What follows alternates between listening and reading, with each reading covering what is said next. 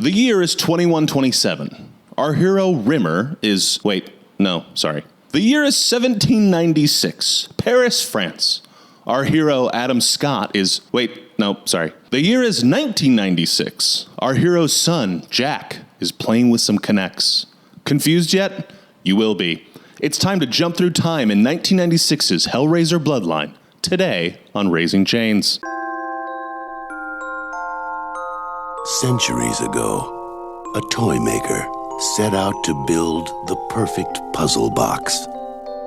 A gift that would bring enchantment to all who possessed it. He never dreamed that this simple toy was the key to the gates of hell. Oh my God.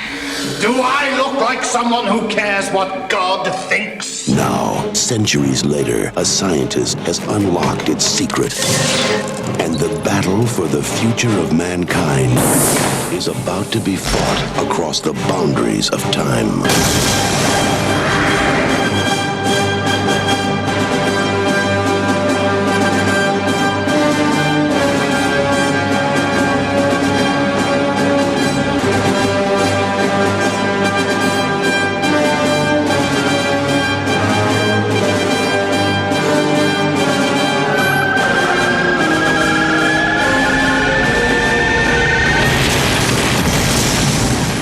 Welcome to Oblivion, Hellraiser,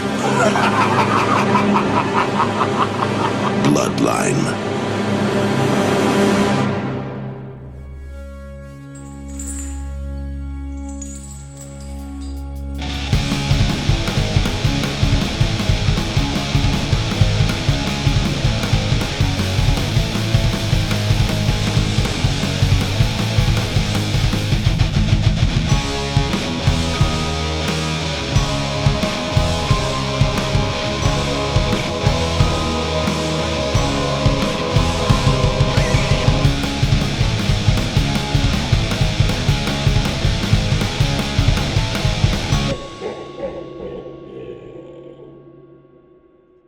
Can you hear me? Am I okay? I hear you great, and Are you my sound levels delicious. insane?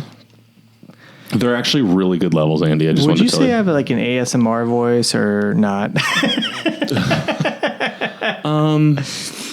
What would I say? Do I have an ASMR voice or not? Yeah. I would say no. I feel like you have an ASMR You voice. think so? I think you could do ASMR if you want to. I don't have long enough nails to like do the clicky sound. Oh, you people don't need to do that. Please don't ever do that. That's just hurtful. I could tell boring stories though. Yeah. One time I don't think you're actually capable of that. You live too interesting a I life. could. My one time my lovely girlfriend was like, I'm having trouble falling asleep. Can you just like kind of talk to me until I fall asleep? Yeah. And I just yammered about nothing. Yeah. And it worked. Nice. Because you know what I can do is just keep talking. I like that band though. But sometimes you just have to like figure out a topic like, what if I go through like the discography of Green Day? Yeah. And talk through their history and Yeah. what album came out when and what year, and just eventually gets it boring enough. Well, actually, this is actually terrible to know about our Hellraiser podcast. No, this is actually good. If you want something to fall asleep to, like, may I recommend Because my Raising wife Chains? can't fall asleep to me. She's like, please stop talking to me. Well, yeah, because you're like cracking wise. Yeah. You're being a little smart aleck in there. I don't mean to be. I just Get like into that I mic find a out little interesting. bit. Scoot in a little more towards that mic. I find out interesting things and I want to share them with somebody. And she's my first person I want to share them with. And she's like, I don't want to hear about it. Like she got mad because last week I was like, dude, did you know that Willem Dafoe he's been in so many movies, right? Mm-hmm. But has never done a movie with any of the Wayans, like ever, like not even like small parts. Not even. Like none. You'd like, think he'd just be in the background of it, well, at least. I mean, don't be a menace. Yeah, I don't know. I just thought they had been, because in my, like, I'm kind of an optimist, so I've always thought where there's a Willem, there's a Wayan. God damn it. I fell right into it. Like, Hazel got so mad when I told her that. She was so angry with me. I feel like Hazel. I want you to know that when it becomes clear this was all built to a joke, I truly think this must be what it feels like to step in a bear trap. It feels just like I stepped directly to bed. I'm like, oh, you moron. But also, oh my God, this hurts so badly. It's the combination of those two feelings. Oh boy. And Willem Dafoe confirmed is in Platoon, as we discussed. Yes. It's him just on the cover. Platoon, the two of us. And I looked him up again to make sure he was not in anything with the Wayans. He was on an episode of The Tonight Show with one of the Wayans. That was about it. Yeah. So your premise has a flaw. No, I said he was in no movies with the Wayans. Oh, okay. You had to change the verbiage. Yeah. Not that he's ever worked with the Wayans. Yeah. He's never. That's actually really funny. Yeah. Before I found out it was all just a big fucking farce you were doing. Yeah. A thing I think a lot is I'll watch a movie that features like a couple big actors or like a comedian and actor. Like a good example, just the first that comes to my mind is like Batman and Robin. Excuse me, Batman Forever, with the Joker played by Jim Carrey. And Two-Face, the Riddler. Yeah. And Two-Face played by Tommy Lee Jones. Yeah. And sometimes I'll just think, isn't it crazy that they know each other? Yeah. Tommy Lee Jones, they hated each other. They did not like each other. But yeah, it's outside of that story together, sometimes I'll watch something and be like, it is crazy to me that those two people know each other. Especially like comedic actors who end up having a more like serious career or doing like bigger projects or less comedic ones. Yeah, it's got to be weird because, like, on the one hand, you want to think as a celebrity, they probably have their finger on the pulse of everything that's going on. But more often than not, they're like, who is this person I've been set up with? Are they cool? Or like when, what's the movie where Bradley Cooper's a Philadelphia Eagles fan and he wears that garbage bag? It's with the pills, something right? Playbook. Silver Linings Playbook. Silver Linings Did you ever see Playbook. that movie? No. Too many people told me about it, and I was like, all right, I'm not going to watch this now. In it is Andrew Dice Clay in like a serious role, and he's good in it. Oh, okay. If I'm thinking of the right thing, but then it's funny to think like Jennifer Lawrence has met Andrew Dice Clay as like peers. Yeah. Like, hi, I'm working with you today. Yeah. Isn't that weird to think? It is very weird, but then like sometimes you hear actors afterwards and they're like, oh no, they're like, we didn't really talk or like that. We just did. It's like, but they at least met. Yeah. They were in a scene together for sure. And it's like work. You're at work. Yeah. That's your job. Yeah. And now you have to work with this person. I had no idea how long Jennifer Lawrence had been in like TV and movies until like I was listening to there was a podcast just listening to called Dumbbells, where two guys who were personal trainers. I like that show. And one Stanger. of the guys, yeah, Stanger. And Eugene Cordero. Eugene right? Cordero. Yeah. Shout out to those guys. And now it's Erin. I can't remember her last name, but she's very funny too. But Stanger. Once women are involved, I turn it off. Classic Joey. He was the trainer for Jennifer Lawrence whenever she was on Jeff Foxworthy's show, I guess. Bill Engvall's. Oh, Bill Engvall's show. Yeah. And like he said that like they hired him to be her personal trainer, and she was like, "Listen, I don't want to do any of the following things." And he's like, "Okay, I don't know. You hired me to like make you exercise, but if that's not what you, I don't know why I'm here." Hey, I'm not going to work out. To be clear, I don't want to sweat. Yeah, and please, I'm going to do the rowing machine and nothing else. Yeah, that's all I want. But hey, we should jump in and say welcome to Racing Chains, a Hellraiser podcast. Yeah, my name is Joey. This is my friend Andy. Hey, we're here to talk about the Hellraiser franchise at large. Boy, are we. Boy, are we. Yeah. And today is no different. To be clear, if you turn this one on, like, are they going to talk about Hellraiser? We are. We're here for it. It's not just the Bill Engvall show. No. Which I will tell you, when I lived in Wisconsin, I would frequently go down to Chicago, the suburbs of Chicago, Gurnee, Illinois, and go to Six Flags Great America. Terrible name in hindsight. But at the park when I was a kid, there were posters for the Bill Engvall show all over the park. Why? I think because Warner Brothers, there's some sort of connection. Oh. But the poster would be them all on like a roller coaster. And the tagline would say, "Family, what a ride." Okay. I'll never forget that, unfortunately. No. I think Bill Engvall's funny. I'm not like his biggest fan or whatever, but I know a lot of people are like, he's goofy or whatever. Like, no, he's funny. He was always my favorite of the blue collar comedy tour guys. Yeah. I don't he was the most intellectual of I'll give him that. Morons. Or four people that pretended to be morons. Yeah. I remember like the second comedy album I ever heard was Jeff Foxworthy. I think You Might Be a Redneck or whatever. I was like, oh, this is pretty funny. I was like, okay, yeah, I get it. My mom was so excited just because she was like, here's a connection. You like comedy. Here's a comedian that I found. I was like, oh, good job. It's funny. That took me back to, I remember my dad had a paperback copy of Tim Allen's book. It was called like Never Stand Too Close to a Naked Man. Mm-hmm. I had that. And I remember seeing it as a kid, like a young kid, and being like, what is this? Yeah. Because to me, he was Tim the Toolman Taylor. And I understood he was a comedic performer, but like it looked like a novel. It looked like a Stephen King book. So I was just like, what is this? My brain like couldn't conceptualize like a comedic book. I'm trying to think, that might have been one of the first specials I ever saw was Tim Allen's like 80s like HBO special. Like my mom like just played it one night. Mm-hmm. Like my mom was single at the time, so she had a lot of free time, and it was me and my brother, and I think she was like, oh yeah, oh my god, okay, well, all right, yeah, they're small. I don't think I've seen any of his like stand up. Oh yeah, I mean it's like they saw that special and they're like, let's give you a show. Yeah, so they knew exactly how it used to work. Yeah, I think about like the Drew Carey show, as we've discussed. It's a great show. Yeah. What do you know Drew Carey from? If you take out game shows, other than the Drew Carey show, yeah, I've never seen a single snippet of him doing stand up. Oh really? Yeah. Oh, I just watched this half hour all the time. It was really funny. I know he had a half hour. Yeah, he's great. It was on Comedy Central. Would play it a lot at random times.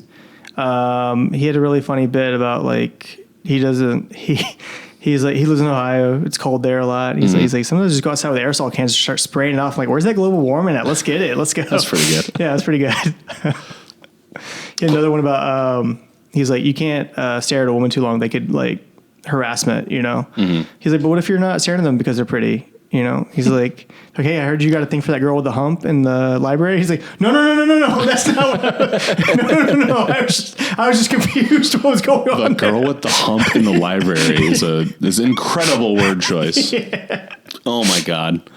But hey, Andy. Hey. We're here to talk about Drew the Carey. Fourth. Yeah, Drew Carey. Jennifer Lawrence. Do you think Bill Engvall. Do you think on the set of Silver Linings Playbook, Jennifer Lawrence ever stepped up to have a smoke and caught Andrew Dice Clay with his hand all the way around his head having to smoke himself? That's funny because I've never seen Andrew Dice Clay do stand up, but I have seen my friend imitate Andrew Dice Clay doing stand up, and she would do that. And I was like, that's so impressive. I was like, how did you learn how to do that? She's like, that's what he does. I was like, does he? I was like, that's crazy. How did you learn? Yeah. How did you figure that out? I mean, I would never have thought about it. Like, okay. He should have done the flip from Hellraiser 1. Oh, he should have. The little cigarette flip. Love it. Sorry, I cut you off. We're talking about Hellraiser Bloodlines. Yeah, that's right. Actually, I was going to segue into the show today. Yeah. We're talking about the fourth Hellraiser movie. Yeah. I've been excited for this one. This is the last theatrically released one. Yep. The last one that was a film that Dimension was kind of proud of. The last one that they were like, we can make money off of this. I mean, the others they thought they could make money off of it just for much lower budget. But this one, they were like, we can make some real money off this. Yeah. And then they got scared. Yeah, there were some changes behind the scene. Yeah. This one does feel, if you look this movie up, you'll see directed by one Alan Smithee. Yeah. If you don't know, that's the name that the DGA puts on a movie if the director removes their own credit from the film. Yeah. So this is a movie that the director said, I don't want to be part of this. Take my name off of it. That director, Kevin Yeager, we've talked about, I think on other episodes, but he created Chucky. He's a special effects guy. Yeah, he's His great. big claim to fame is Chucky. He never directed again after this. No. If you look at his IMDb, man, it is impressive. Yes. So many like cool things on there. You're like, what? You did this? And he did all the Bill and Ted movies. He still does special effects makeup or effects work. Makeup, effects work, everything. But yeah, he took his name off this bad boy. His name is nowhere to... Well, it's probably nowhere to be found, but it's not on it. Yeah. Do you think he's still in there for his special effects? Because didn't he work on the dog thing? It does say it literally in the credits. In this credits, it says "Dog Chatterer" by Kevin and other special effects by Kevin Yeager. Okay, so his name is in the credits, just not for directing. Yeah. Okay. Well, this movie came out March 8th, 96. Yep. What were you doing in March of 96? Do you remember? Is today the 8th? No, yes, today's the 9th. Whoa. Well, we're dating this a little, but yes, almost the day 30 we recorded years. this. Almost 30 years. Oh my God. So insane. We didn't 30 plan this, years guys. in one day. Or did we? Wait, was it last night we watched this? Yeah. Yeah, we watched it on the 30th anniversary. Yes. Oh my God. So good. That's also crazy, but Andy texted me like, I said like, I'm watching it right now, and you're like, I'm at the part where blank happens. I was like, we're literally in sync. Yeah. We did not plan it. No. We just happened to be watching it pretty much in sync. We're connected. We That are. way. We have a brain link. Yeah. I was like, I made out with my wife. He's like, I'm doing dishes. And I was like, close. We're drift compatible, as they said in Pacific Rim. So I didn't know if I should do this first or after, but I kind of like it opening with what the stats were. Yeah, So 27. So it opened 5th in 1996. Oh, gotcha. And number 1 was The Birdcage. Mm-hmm. Undeniable classic. Yep. Stone Cold. People still talk about it. Number 2, a movie that played a lot in my house, Homeward Bound 2, Lost in San Francisco. Never saw that with the one. Homeward Bound films? I watched the first one, yeah. Okay. My friend would quote the movie to me while I was watching it. I was like, thank you. Yeah, I don't know if I ever saw the first one. Oh, really? But I watched the second one a lot. Great. The first one, they're in the woods, right? The first In one, nature? they're going all over the place. Oh, okay. Yeah. Well, the second one, they're, I don't know if you caught this, they're lost in San Francisco. How'd they get there? Can't recall. Oh. Couldn't tell you a thing about it. I think Michael J. Fox is one of the voices. He was in the first one. And Sally Field? Yeah. And then another man. Liam Neeson. It's Neeson? No, I'm just saying that. That is who I thought it was in my head. I mean, it's somebody like that. Should we find out? It's like Gary Oldman or something like that. You're like, okay. Let's find out exactly who it was. The dog's like pounding random buttons. He's like, I have a set of skills. You're like, stop. Yeah. But it's one of those things like food. The little like, you ever see those like buttons dogs press? Food. Pepe, hungry. The dog's name was Pepe. What's it? Okay. Pepe, hungry. Shadow, Chance, and Sassy were the 3 names. Yeah. Sassy was Sally Fields. So Sally Field and Michael J. Fox returned. However, Shadow, the Golden, was a voice change. The original voice was Don Amiche. Oh, cool. You know him? He was the bad guy in Trading Places. I don't know him by name, but I think he also did like a bunch of other like cool voice acting roles too at one point. yeah, he's an older man. I think he passed, and that's why he did not return. Yeah. But the voice of the new one was Ralph Waithe. He was on the Waltons. Wait a minute here. Wait just 1 second, please. Suffer and suck a dash.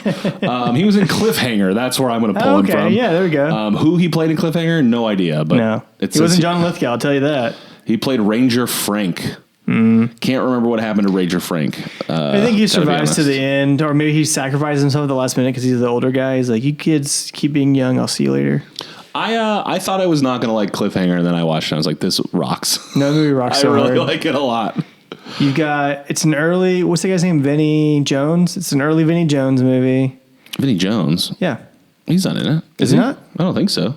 The British guy? Maybe I just want him to be in it. I thought he was the guy playing the soccer guy kicking him in the head. But What? Soccer guy? there's a guy who's like, he's like, I could have been, and he names off like a soccer position, and he kicks him in the face or something like that. Oh, I know who you're talking about. I don't think it's Vinnie Jones, but No. I do remember that guy in it.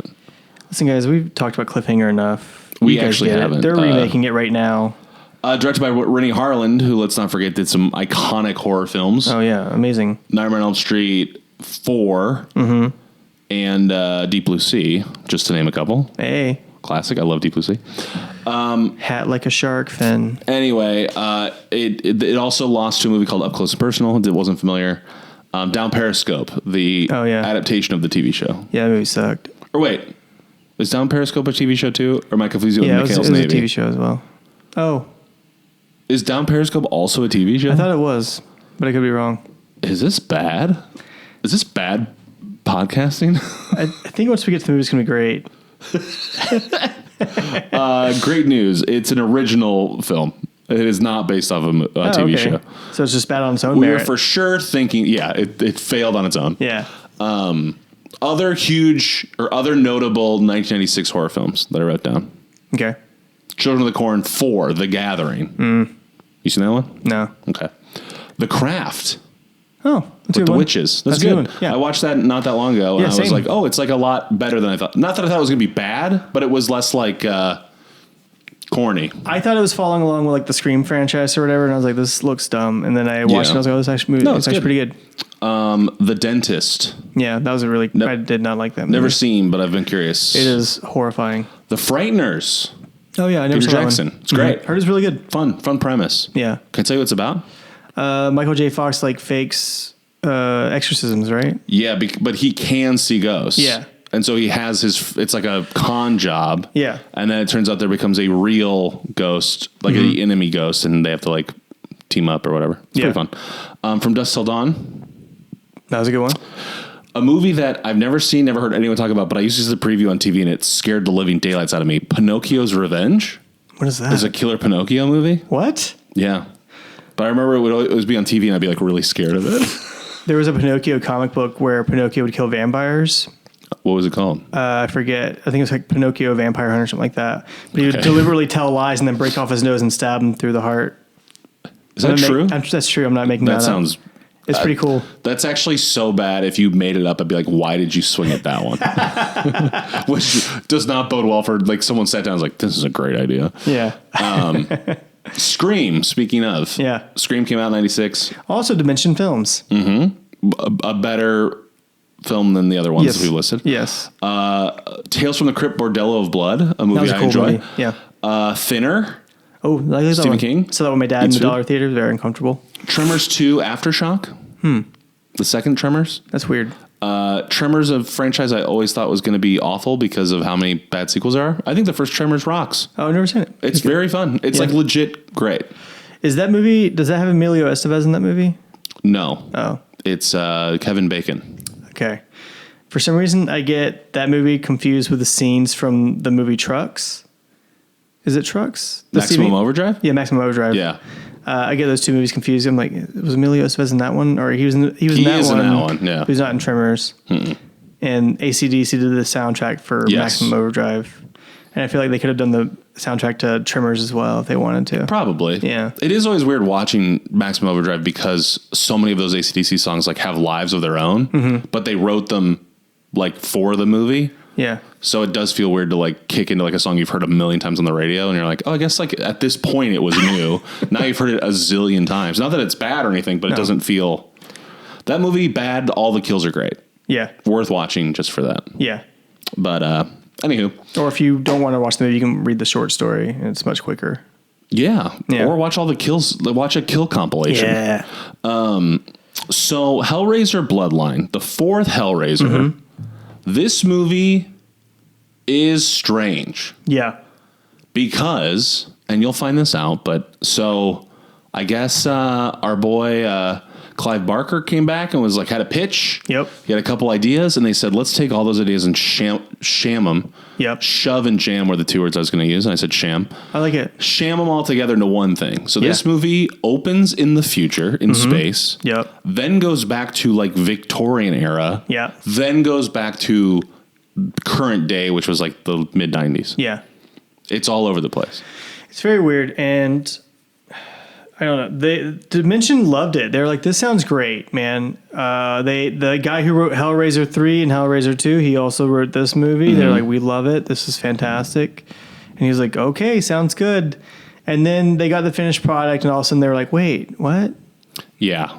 Not what they wanted. Not what they wanted. They were bummed because it took 40 minutes for Pinhead to show up. They're like, dude. And I was like, have you guys not seen any of the other Hellraiser movies? This is canon that he doesn't show up for 45 minutes. He doesn't show up for a while in most the movies. longer, the better. Yeah. It's frankly. usually, like even Hellraiser 3, technically he does not show up for the first like 25 minutes in the movie. Yeah, you see him like frozen in a pillar, but... That's it. Yeah.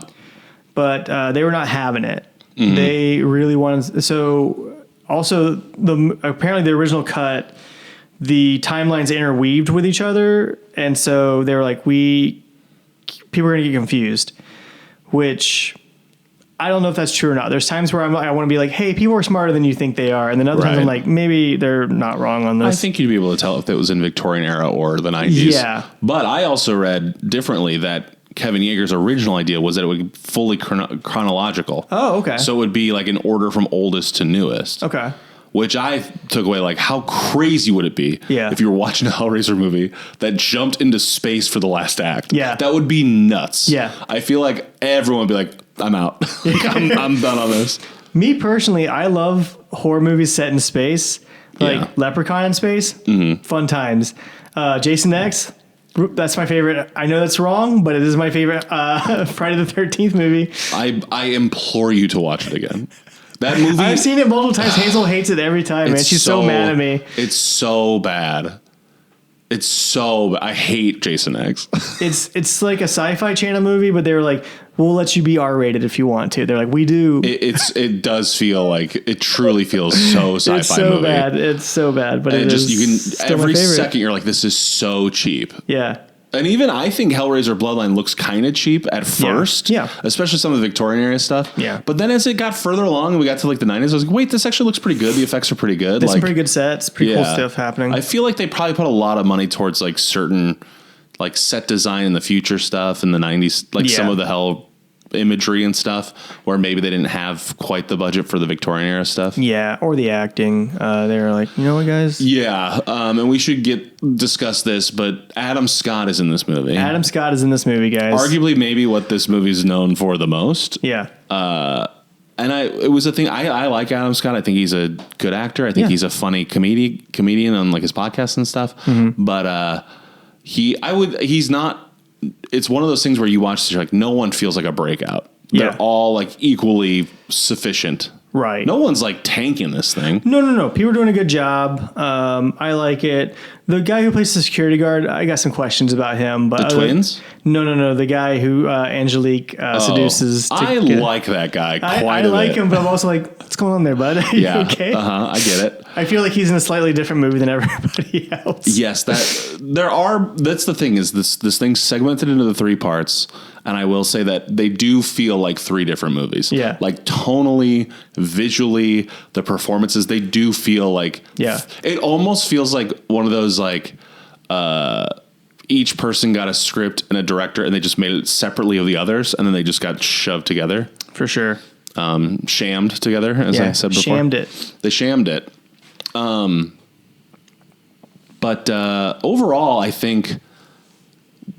I know obviously we're going to get into the details, but like it's interesting because this one I feel like when we talked 3, I had some critiques of like things I didn't like and things that like just didn't feel like Hellraiser to me. Yeah. And watching this one, I was like, there's a lot of things that do to me feel like they are actively changing. Not that they did it for me, but it's like things I had critiques of are like being altered in this one as if I wasn't like as if someone had the same thoughts as me and course corrected in a way that I would agree with. I think this was like a nice, like again, you watch the first 2 movies.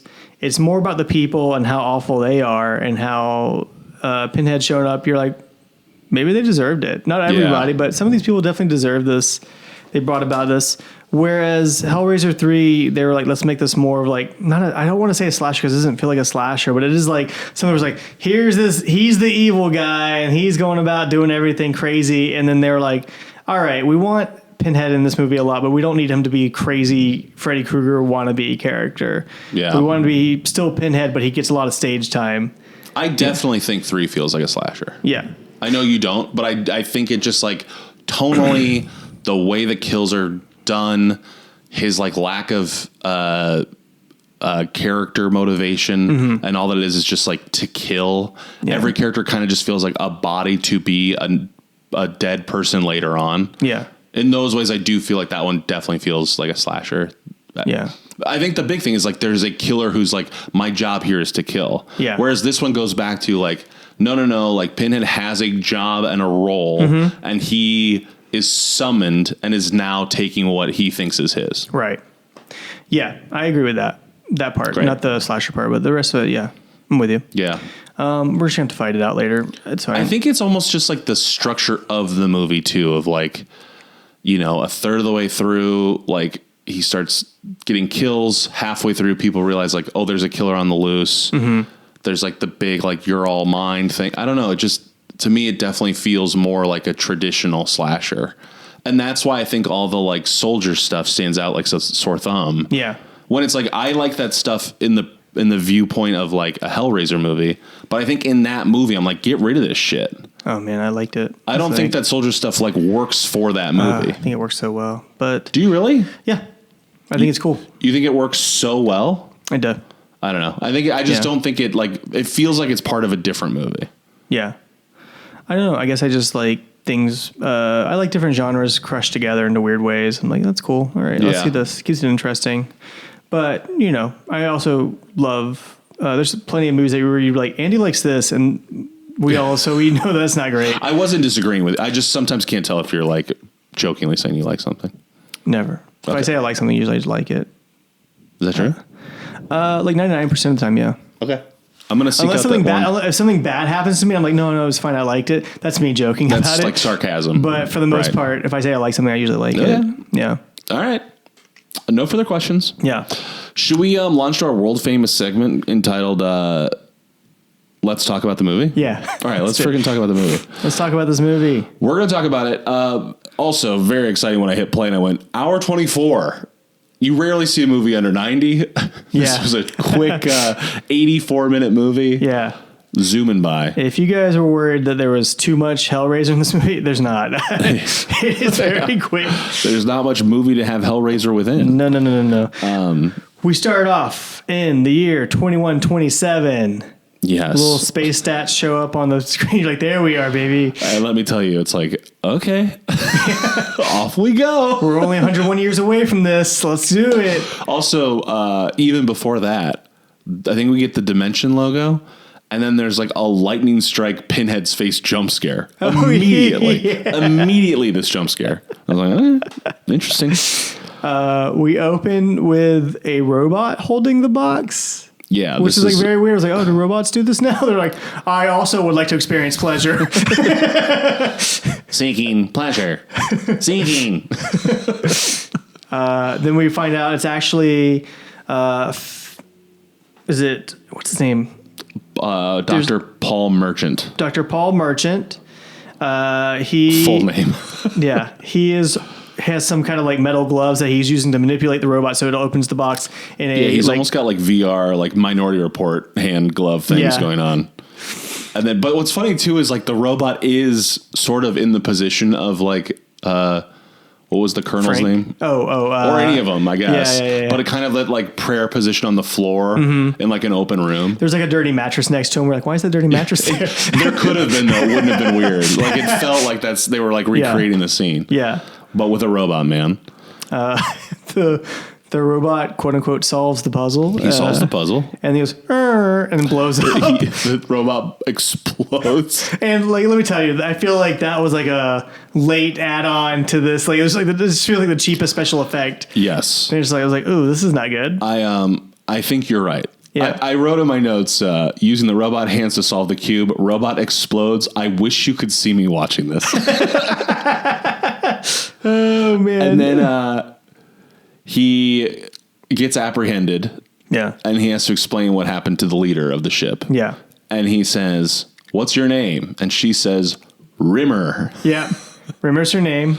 And it's also like he literally asks her, she says it, and it's like, okay, now I know it. Yeah. No part of it is like, your name is Rimmer? Mm-hmm. Rimmer with an R? Yep. 2 R's, actually. She should have said Rimmer with an R. Yeah. It's Rimmer with an R. The soldiers that she's with, they're like, hey, this guy's been apparently Dr. Merchant had like made some agreement with some corporation where he's like, yeah, I'm gonna use your money to make whatever you want me to make. I got it. And then of course he made this weird space station instead. Right. And they're like, this isn't right. Something's going on up there. So they got sent up there. The other soldiers make fun of Rimmer, not because of her name, but because of apparently she's got like at least some sort of like adoration for the guy. Like she's like, he's the smartest guy in the world or whatever, you know? Yeah. Sure. So they're like, okay, let's do this. Before we see Pinhead show up because of the box, but then like just briefly. Yeah. And then he gets arrested. He's like, no, I'm not done yet. They're like, you're done. Right. He's like, no, there's things here. They're like, okay. They take him away and they put him in the interrogation room. Mm-hmm. And like most interrogation rooms, they're like, hey, feel free to tell us whatever you feel like telling us right now. Yeah. Well, we've got no specific questions. Just let us know whatever you're thinking. It feels like, to me, I don't know why, I watched Highlander recently, and it feels like the interrogation scene from Highlander. I haven't seen Highlander. You've never seen Highlander? Oh, No. man. It's really good. I should. Yeah. He acts like Christopher, I can't remember the actor's name, from Highlander. And It just feels very odd. He's just like, oh yeah. And he's like very like stoic and very like just kind of like vague about what he's talking about. But you're like, dude, just tell her already. So he's like, my bloodline is cursed. Name of the movie. Name of the movie. Bloodline. Yep, Bloodline. Everybody's cursed because we made this puzzle box and it brings out hell. And she's like, I don't believe in hell. And then he rightfully says, hell believes in you, which I was like, I don't think that's true. Yeah. I don't think at any point Pinhead's like, you can do it. Yeah. Get to it, girl. You just have to believe. Believe, guys. So now we cut to the 17th century. We get to see how Merchant's family is cursed. Yeah. And again, you should have seen me watch this. I was like, oh, I did not know we were going back that far. Yeah, dude. So we go back to France, 1796. Yeah. This is America, France. So in case you're worried that there's going to be subtitles or even the hint of a French accent, don't worry. Oh, no. There's no attempt at accent work whatsoever. They call one guy Jacques, but yeah, they have that's French about names. it. So, yeah, we cut to his ancestor, Philip Lamarchand, Yep. who is making the box, the lament configuration. Yeah. What I thought was interesting is when you were watching it get made, there's a lot of wood in it. There's a lot of wood. I think I always just thought the whole thing was like pure metal. When I thought about the box, I always thought it was just a thing of metal. I think a lot of people thought that, and I think it's due to the fact that Motorhead wrote songs for Hellraiser, and we're like, that's so metal. That's so dude. metal. This can't possibly be wood. And it was. We're like, oh my God. I've actually never been to like a metal show and thought like, wow, that was really wood. Yeah. I'm really racking my brain. I don't think I've ever done that. There was that one Alice in Chains show we went to, and you were like, I hope they play wood. And I was like, I think. But I questioned, I was like, wood? Why did they call that song Wood with a question mark? I mean, I don't know where they got the title from any of their songs really, except for like Rooster. That's about it. Was Alice in Chains supposed to be a play on like Allison the name? Like a woman's name, Allison? Oh, I don't know. Like, do you know the band Alexis on Fire? Yeah. But like it looks like Alex is on fire. Oh, I've always thought it was Alexis. It's pronounced Alexis, but you could also see it as Alex is on fire. Oh, no, I didn't know that. That would phonetically or grammatically make more sense than Alexis on fire. Yeah. I guess that could be a thing too. I don't know. But I wonder if Alice in Chains and Alexis on Fire, there's any sort of connection. Yeah. Yeah. I think Silverchair, there's a connection because the guys in Silverchair loved Alice in Chains.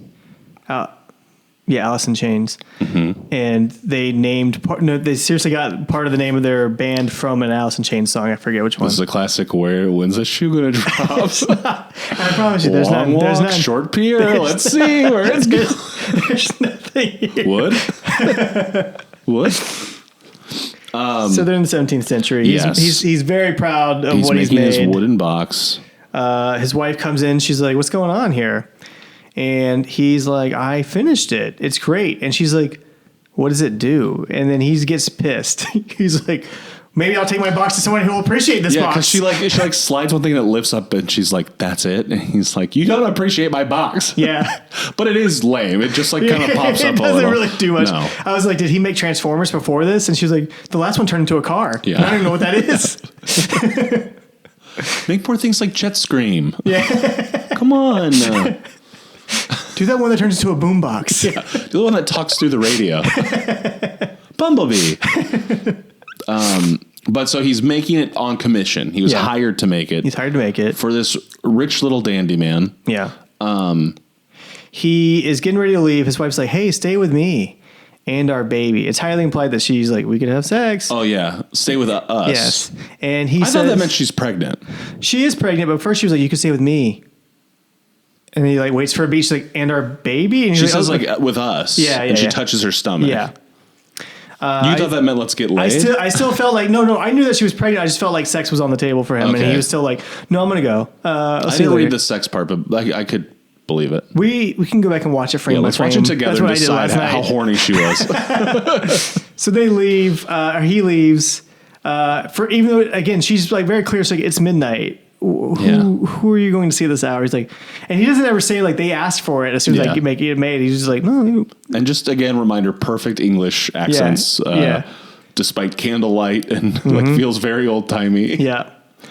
They cut away to your first Adam Scott sighting of the movie. Yes. So Adam Scott plays Jacques, the assistant to this guy whose name is Marquis something. Duke Lyle. Yeah. Let's call him Duke. Yeah. The Duke. The Duke. Yeah. And he is like full, like the white powder face, the fancy wig, like Amadeus vibes. Yeah. Same with Adam Scott. Also like kind of the wig. Doing that as well. There's a woman there. Yeah, they brought a peasant girl who apparently, I don't know, I assume she might be a prostitute or something like that. Like the only thing I think of is like she's very cool with them touching her, and I was like, this is really cool weird. with that. They're kind of telling her what to do, sit, eat. Yeah. It's like at a fancy table of food. Yeah. And she's like, yeah, I'm in, and they do then tie her arms to the chair. Yeah, with like a silky ribbon. The Duke does some close-up magic. She's like, oh, magic. And he's like, he's the greatest magician in France. And she's right. Oh. Which I don't know that would do anything for anybody these days. If someone's like, he's the greatest magician in America, people are like, I don't want to hang out with that person. Yeah, okay. But she sits down. She gets tied to the chair. She's still okay with this. She's like, okay, we're playing a game. Then she notices maggots all over the table. I don't know how she missed them. Remember how there the were food like transformed? Yeah, it like was good looking smorgasbord of food. Yeah, and then it turned into like maggot crusted, like rotten food. Yeah. In case you're wondering how many maggots, remember how there were no maggots in Hellraiser 3? They made up for it big time in Hellraiser Bloodline. And that's what I meant earlier when I said that I feel like they took some things I was bumping against and like course corrected. Yeah, they said no, we need the maggots back. We need the maggots. That really draws the eye. I truly would not be surprised if Clive Barker made a list of like the things that it should have in it. Yeah. And one of them was maggots. Yeah. And they were like, okay, we have to put maggots in here somewhere. Yeah. Let's fit maggots in. He was like, maggots, a family member of mine in a weird position that they probably shouldn't be considering we are family, but still, let's have them in there. Yeah. You're like, we need it. We need someone to say, come to daddy. Come to daddy. So this peasant woman, they tie her up with the silk ribbons, like her wrists to the chair, the arms to the chair. Yeah. And then I think she says, what are these for? Yeah. And he says, like, so you won't bruise. Yeah. And then what does he take around her throat? He takes another piece of silk and like starts strangling her with it. Mm-hmm. There's also like, what? Do you not bruise with silk? I don't understand that either.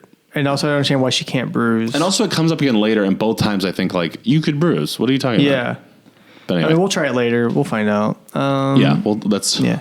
Renee, babe. You tie me up with the silk, and then I have to watch that scene where we decide if the woman was horny or not. The best. So, anyways, I tell you another one of those where there's a will and there's a way in jokes. See if you bruise. Please stop. So, anyways, he strangles her. She dies, and then this part was kind of weird to me. So they're like, we have to summon a demon. Mm-hmm. And it is somehow, she's from the same world as Pinhead. Right. But they use an incantation to draw her out into like a circle or whatever. Yeah, and then the floor like bottoms out into hell, and she falls through, right? Mm-hmm. Or falls up. I don't know. Yeah, I guess depending on which way. Yeah. But she comes out China, right? Where is France geographically in this?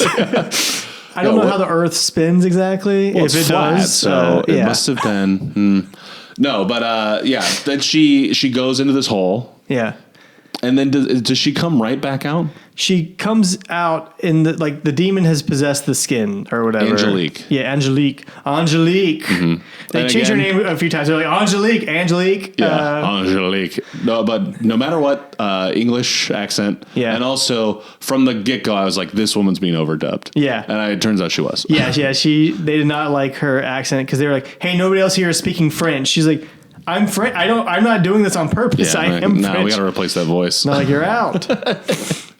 Was she French or French Canadian? The actress. I'm not sure, but I can find out really fast. Let's go to the French zone. I thought she was Latina. She's Chilean. Oh, yeah, that would have changed the movie a little bit. But she began and spent most of her career working in France. Oh, okay. So French. Yeah, French Chilean. Yes. Okay. As one does. Yeah. So now she's Demon Woman. Yeah, she's a demon woman. The Duke says Adam Scott gets scared. He is scared. He's like, "Oh my God, what did we just do?" And I was like, "Were you not aware of what you were doing?" Yeah.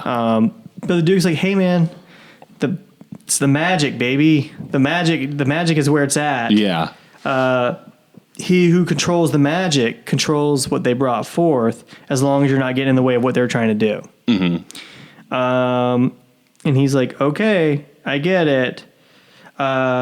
He says, "Who summons the magic commands the magic," which I don't know if you guys watch basketball. They do that for the Orlando Magic a lot. Like coach is like, "Hey, Whoever I summoned you here. I command you. All right, That's right. be less bad on the court." Yeah, it's actually terrible for away games because the other team summoned the magic, and therefore they command the magic. Yeah, it's real bad. And sometimes when they play the Washington Commanders, I know it's a different sport, but oh man, it is trouble. It is rough. But Magic's like, "Hey, as long as you're not getting our way," they're like, "What is your purpose?" They're like, "We don't have one yet." Hey, come here. Oh, you tried to summon me. I'm not going to fall for that again. No. So Lamar Chan goes home Yeah. and tries to make another box, which will neutralize the first box. Well, first he has a just totally unexpected conversation with, he sells them the box. They're like, "All right, go home now." And he's like, "What if I peer in your window instead?" They're like, Yeah, "Well, what if I just peek inside?" Yeah, I guess you could do that too. Perverts. Yeah. And I will say, really quickly, I did write in my notes here that like this movie is eerie in a way that I don't think 3 is eerie at all. No. I don't think 3 has eeriness in it. And that might be my problem with it. 3 is very loud, and it seems like they were definitely trying to make a very popular movie. Yeah, and it's a spooky horror movie, sure, but like it definitely is not eerie whatsoever. No. Whereas 4 or Bloodline, I felt like they're like, let's go back to, because like I feel like the movie is lit in blue almost 90% of the time. Yeah, this movie's very blue. Yeah. And so, he goes to looking on the window. He's like, "Uh-oh, this is not good." Mm-hmm. And we immediately cut to him talking to a guy. He bites his nails, both hands at once. You can find in the workman's cut that he did try something French. He said, "Sacre bleu." And they're like, I'll do that. No, he's English in this one. Right now. He's from Florida. Yeah. So, also, I don't know if we mentioned this before, but this is a movie where it was chopped to shit by the studio. On the physical release, there is like an alternate cut that's not a director's cut, but it's like closer to. Yeah. It has like scenes from like an original VHS transfer, and now there is a YouTube cut that's supposed to be like the closest to the original vision. Yeah. That has scenes from the other movies and that comp, the other alternate cut. Yeah. So that's the Workman's comp, right? Yeah. That's that one. Mm-hmm. Which I haven't watched. You've seen some of. Yeah. I saw a little bit of today. But for whatever reason, it just jumps to him talking to his corner buddy, who I guess he's buddies with. They never say his name. I read that there was some other scene with Angelique. Well, I think Angelique, but someone killing like a group of people. Yes. And he's investigating the body that the guy is operating on has something to do. That's what brings Lamar Chan there. Okay, that makes more sense. Yeah. Because it really does seem like it comes out of nowhere. You see a guy cutting into flesh, and I was like, I get this is a Hellraiser movie, but usually there's some kind of summoning or something happening. Whoa. All right. There was also, I wrote this out, it made me laugh, but there was a line where the coroner said, "This is the 18th century, Philip, not the Dark Ages." Yes. And it really made me laugh because you watched movies that are like, hello, it's 2026. We don't do that anymore or whatever. Yeah. But to hear someone's like, it's the 18th century now. Grow up. It really made me laugh. I'm sure every generation after the first, like, it's 1999. We're better than that now. It's like, are we? Yeah. I don't think so. Nope. Yeah, every time you hear someone in a movie like that, back then, you're always like, oh boy, if we knew then what we know now. Yeah. Like, they weren't quite right about whatever that was. No. Philip's corner friend is like, "Hey man, if you got a box that can summon things though, it's obviously you got to have a box that sends things back." And he's like, "What?" Yeah. That's right. That's where he gets the idea planted in his head. Yeah. At which point he wanders over to a phone booth and calls 19. Oh wait, no, that's a different movie. Yeah. So he starts working on the other box. Well, actually, there's again, we cut back to the future where the grandson is still talking to Rimmer, who's like, And he's like, so anyways. Just in case you forgot the frame narrative, this is a story being told in 2127. Yeah. So we go back. Philip sneaks into the house of Jacques and the Duke. He's going to steal the box. He's going to steal the box back. But when he gets in the room... Jacques and the demon are having sex, and the Duke is dead. The Duke is dead. He seems to be. Long live the Duke. He's There's sitting there a lot bloody. of bugs. And I wrote this down. There's really like thick worms. Yeah. Like those big, Gross. thick, like bluish worms. The ones you're Maybe like, they're oh, are they green. poisonous? Yeah, they are. Okay. The kind that I think of like Timon and Pumbaa eating. Oh, yeah, From like yeah, Lion yeah. King. Like really like thick. like mealworms or whatever. Is that what they're called? I don't know. Something like that. It's But gross. it was weird to see him in a movie. You're like, whoa, Yeah. big worms. Big worms. But I think he said it in like a cool, like nice car. Like, whoa, big worms. Yeah. Which, like, then you see that scene from Friday and you're like, oh, Yeah. that's Big Worm. That's big worm. And you owe him money. Yeah. It's a business. I'm trying to run a business here, Smokey. So he's going to grab the box. Right. And then what happens? But Duke comes alive Duke and, like, comes alive grabs his hand. him. Yeah, and he's bloody and gross. Yeah. His face has been, like, cut, like, in weird places. You're like, okay. Like his like mouth has been slashed. Yeah. You're like, all right, this looks weird. He looks a little worse for wear. Yeah.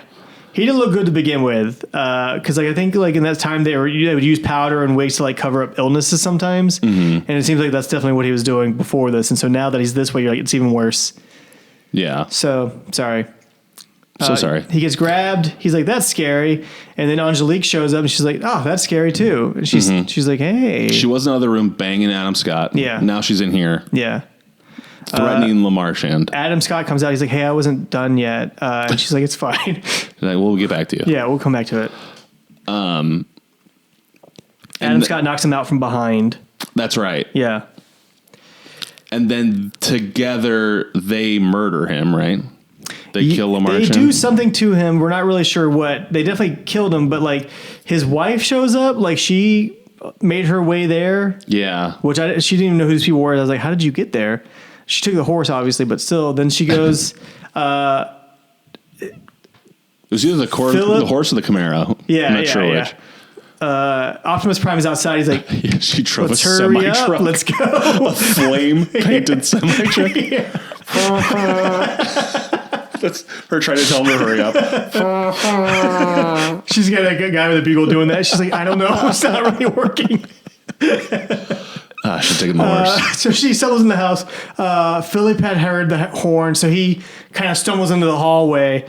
Somehow Jacques and Angelique do not care about this. Right. And he's like, you got to get out of here.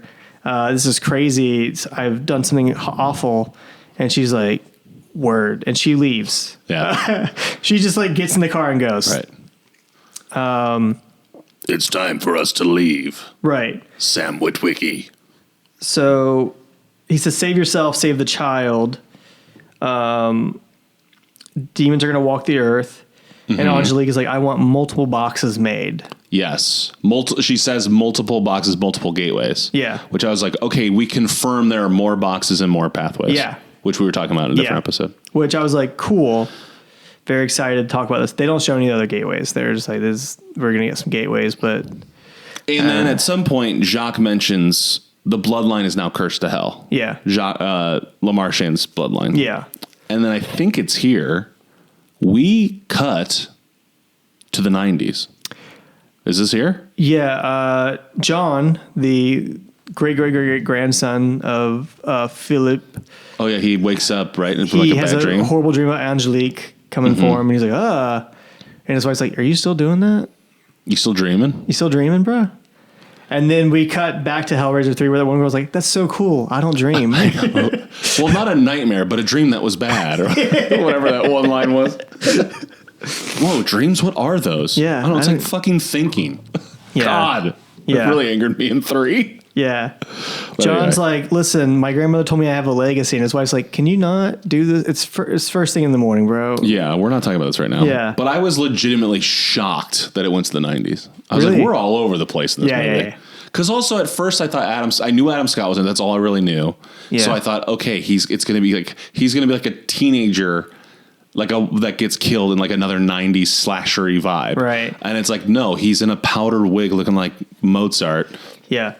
So by the time I accept like, okay, it's like going to be about the development of the box. Yeah. mind was blown to see us, because we also quickly see the kid. John has a son, who's playing with Kinects, a toy I completely forgot about until watching this movie. Going like, I remember Kinects. Kinects were cool. I love Kinects. The little like Lego-y type. Yeah, there were so many like toys that were essentially that. What were the Erector sets? Remember those? Duplos, Erector Duplos, sets. Legos, Erector. Yeah. I had some weird science-based one that was based on like weights and stuff like that. And I was like, this is actually kind of cool, but I was too dumb to understand like it. A pulley system? Yeah. Cool. Yeah. There were also, I had like what were those? They were like, not power tools for kids, but it was like the branding was like black and yellow and purple. And it was like screwdrivers and like screws, like kind of like bigger than norm. Like they were child size or like mini tool set. I don't know. It was a cool toy. Yeah. But anyway, there was a lot of stuff like that, like building stuff. Yeah. It was really cool. Those marble things. They like make a marble runner. Oh, like yeah. The back Those are and cool. forth. And they had the dominoes ones too. Yeah. Yeah, those were cool. And that thing where penguins would like climb a little thing and go around and down. That one you didn't really build, but still there was a lot of just like toys that moved up and down. Yeah. Things you could actually make and create with your hands. Now it's just iPads. Yeah. It's just a bunch of iPads for kids. Screen time. Yeah. Anyway. So disappointed the kids were not going to have. They're already letting me down. Yeah. Okay. But so we find out John Merchant, the 90s guy. Yeah. Yeah. Who, worth noting, is the same actor as the 17th century guy. And the future guy, in case you were like, did they change it up? Nope, just different hair. Is there a future one? Yeah, that's him in the spaceship. That's him? Yeah. I actually didn't know that. Oh, really? The guy talking to Rimmer? Yeah. Because he's got a shaved head. I didn't even realize it was the same guy. Oh, yeah, same guy. But they do look, because he's got sort of like a shaggy cut in the 90s. Yeah. He doesn't have a powdered wig, so... Right, but he's fully like buzz cut in the future. I think it would be funny if in the future he had his powdered wig again. You know what's funny is I actually thought he was okay in the 90s, but I thought he was a bad actor in the future. Oh, really? But maybe it's just because he had no hair to block his face. Yeah. I also wrote... I feel like they didn't give him a lot to work with either. They're like, hey, man, I don't know what we're going to do with you here. It probably was shot in sequential order. Like, we don't know, man. We'll figure it out. Yeah. He has kind of a Harry Styles thing going on. He reminded me of Harry Styles. I still don't know who that looks like. You still don't know who that looks like? Yeah, I know. He's a musician. I know that Harry Styles is a musician. He's an actor. And he was in a bunch of stuff. But like at the same time, if you're like, that's Harry Styles, I'm like... Did you see Dunkirk? No, but I did make a joke about it one time. Do you know the joke still? Yeah. It was just me. I made a post about it where I was just like, this girl arguing with her boyfriend. She's like, Kirk, I don't want to hear it. In fact, you know what? And then I put the poster for Dunkirk, and I was really happy with that. I was like, that's really good. I like that. Yeah, but I also heard like it got great. The guy who did the sound for that movie that won like an award, I think it won like an Oscar for best sound. Mm-hmm. He was in a band that I used to listen to called Project 86, and I was like, good for him. I remember Project 86. Yeah. The guy that did the sound in Dunkirk was in Project 86? Yeah. The Christian heavy rock band? Yeah. I listened to a little Project 86. Yeah. It's good stuff. That song, The Spy Hunter, that was pretty rad. Oh, I didn't know that one. I mean, I stopped listening after their second album, but I really like those first two albums. Pretty good. Interesting. Yeah. Crazy. Yeah. Well, that's enough about Dunkirk. That's Dunkirk talk. We're in the 90s, and this, I really enjoyed this. Yeah. We find out that John Merchant, the 90s guy, was the architect who built the building that from that little teaser at the end of the third one. Yeah. I truly was like, oh, this is like better care than I thought was going to go into this. Well, they said that I think the fourth movie was inspired by that building at the end. They're like, oh, we did that ending? That's pretty cool. Like a real building, right? Yeah. At least that artwork outside was real. Yeah. But they were like inspired by the ending of Hellraiser 3. And it is the same writer, but he was just like, oh, that's pretty sick. I did that? All right, cool. Let's do this some more. Let's get more into that. Yeah, it's like... fucking duh. Yeah. Hey, that idea we set up in the last one, that'd be cool. We should like do something with that. Yeah. Which you don't see in a lot of movies. Sometimes they set up cool ideas and like, let's ignore this. But I also think like there was an era, and I wish we could get back to this. There was an era where like movies would end with like a fun, like this is what could happen next. And with the thought of like, we're not going to do it. Like we're not going to have a sequel. Yeah. Like a lot of movies, I feel like a lot of my favorite 90s movies would end with like sort of a cliffhanger, like, that's where the sequel would go, and then it doesn't do it. Give me an example. I can't think of a single one. But I just feel like there were movies that was more of an accepted, like, end it with like a tease of, or here's one, The Mask. Okay. The Jim Carrey movie. Yeah. At the end, he throws the mask off a bridge, goes, I don't need this thing. Yeah. And then it ends with his buddy jumping to swim after it because he wants to be the mask. Yeah. And it kind of sets up like, the mask will live on. Yeah. But it doesn't feel like it's setting up a sequel. Right. Whereas like now I feel like everything is sort of a setup, or it doesn't, it's just kind of a satisfying ending. Yeah. Like if they had ended Batman Begins where he's talking to Gordon and Gordon's like, what about other people who are like going to take on masks because of you? So there's a guy with a clown face, and then Batman looks at him. He's like, a clown face? What kind of clown? And he's like, I don't know, like a scary clown or like a funny clown? Like, what are you talking about here? And Gordon's like, it doesn't matter. It's a clown. And he's like, is he hilarious though? And he's like, what? I don't know. And then they never make a sequel despite a name called Batman Begins. Yeah. It's like, nah, we're good. Yeah. No, Batman Began. We're done. He began. That's the negative review. Yeah. Batman began, and now it's over. I remember at the end of Batman Begins, like the audience size was, we all stood up and applauded it. We were like, this is good. Did you really? Yeah. Wow. I saw stood it like up opening night. And applauded? We stood up and applauded. I don't know if I've ever stood up and applauded for a movie. It was a Thursday night showing, so I think it was full on geek dudes. It was before Christopher Nolan became Christopher Nolan too, so it was like, all right, that's pretty cool. Well, he's been Christopher Nolan since he was born, technically. Really? As far as I know. Oh, I thought he was like christened to like. He could have been Little Chris. I thought he'd like work his way up to Christopher, because Christopher seems like it does not seem like a child's name. He like, earned the Topher Good for as him. time went on. Yeah. As opposed to Topher Grace, who lost Chris privileges. That's tough. That's real tough. Hey, you've lost Chris privileges. I remember learning that Topher Grace's name was Christopher, and like Topher was like the nickname he went by, and it was so deflating. Like, oh. I think I just realized that a few minutes ago when you were talking about it. I was like, what's his name? Christopher? It's like, ugh, awful. He took the Chris off. No. We don't. There like was that. a brief window where I thought it'd be cool to go by Seth. I'm not joking.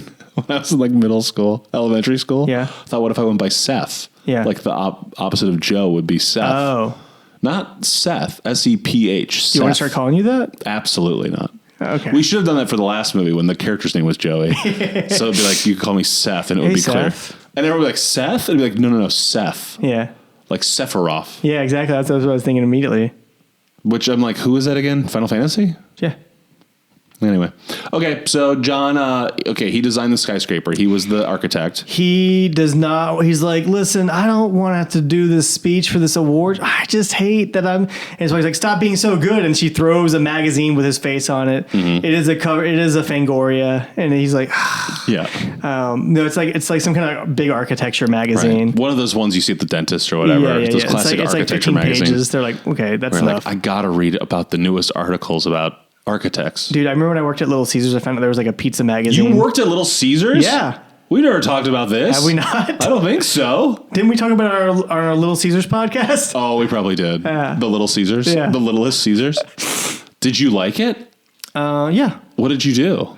I just like took orders over the phone and like. Did you make them too? Or just Nah. you just front desk? Yeah, I would take the Front pizzas clerk. out and cut them and put them in the pizza box. Would you use like one of those big rocking Yeah. cutter things? Yeah. It's pretty Cool. Yeah. It's pretty sick. Were you just like churning them out? Those hot and ready's got to keep pumping them No, out? this is before Hot and Ready's, and also we were not like a very popular branch at the time, so we were not doing great. Yeah. Like I think we were doing pretty good when we were selling like wrestling cards with the pizzas. People love those. They're like, The Undertaker. I'm like, yep. Like that's pretty cool. Can I get that card that comes with a bad pizza, please? But I liked it. I thought it was a pretty chill job. That's awesome. Yeah. How long did you work there? Maybe like 5 or 6 months, and then I worked over, and I moved over to Pizza Hut across the street. Whoa, Yeah, turncoat. I know. How was that? That was way more stressful. We actually had business. Yeah. a lot of Were you times. still front clerk guy? Yeah. Was this before online orders? Was it just phone? Or Yeah. Okay. Yeah. It might not have been before online orders. People might have been ordering online. I don't But remember before that part. now where it's like apps and all Yeah. that stuff. So I was taking phone calls and having to enter it on the computer and people yelling at me and people calling on Friday nights who were just like way too wasted to be calling in anything. Yeah. And they're just like, pizza. I'm like, what kind? They're like, pizza. I'm like, okay, this is not fun. How long did you work there? Like 2 years. Whoa, okay. Yeah. So only 5 or 6 months at Little Caesars, but then 2 years at Pizza Hut. Maybe a year and a half, something like that. Okay. Yeah. Would you ever work at Domino's? No. Why not? I really didn't like working at any pizza place. I just felt like always gross and greasy and grungy afterwards. Like I hate. Did you work at any other places where you had to like answer the phone and be like front facing?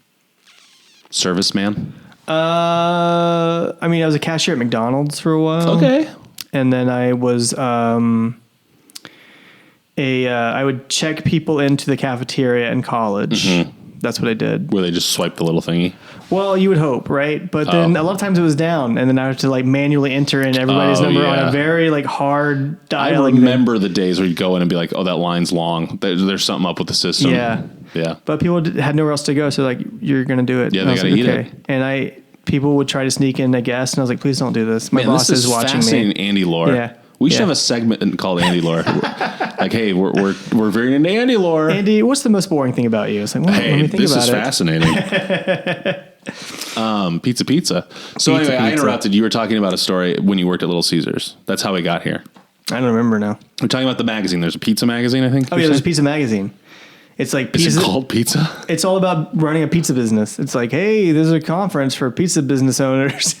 Like, imagine working like at the pizza magazine. Like you're a writer for pizza magazine. I mean, you got to be freelance, right? You can't be full time. I guess, but like there have to be full time employees rocking Pizza magazine, right? Man, it was so weird. The manager did not love me because he was like, you're a slacker. I was like, there's not really a lot going on. The thing he got mad at me about was the fact that like, I guess there was a leak somewhere in the actual roof of the building, and it would get stuck in the tile. And they're like, we got to get this out. And he was like, he would take out this nasty tube and get it up there where the water was. And he's like, okay, now like just siphon. I was like, oh, I'm not doing that.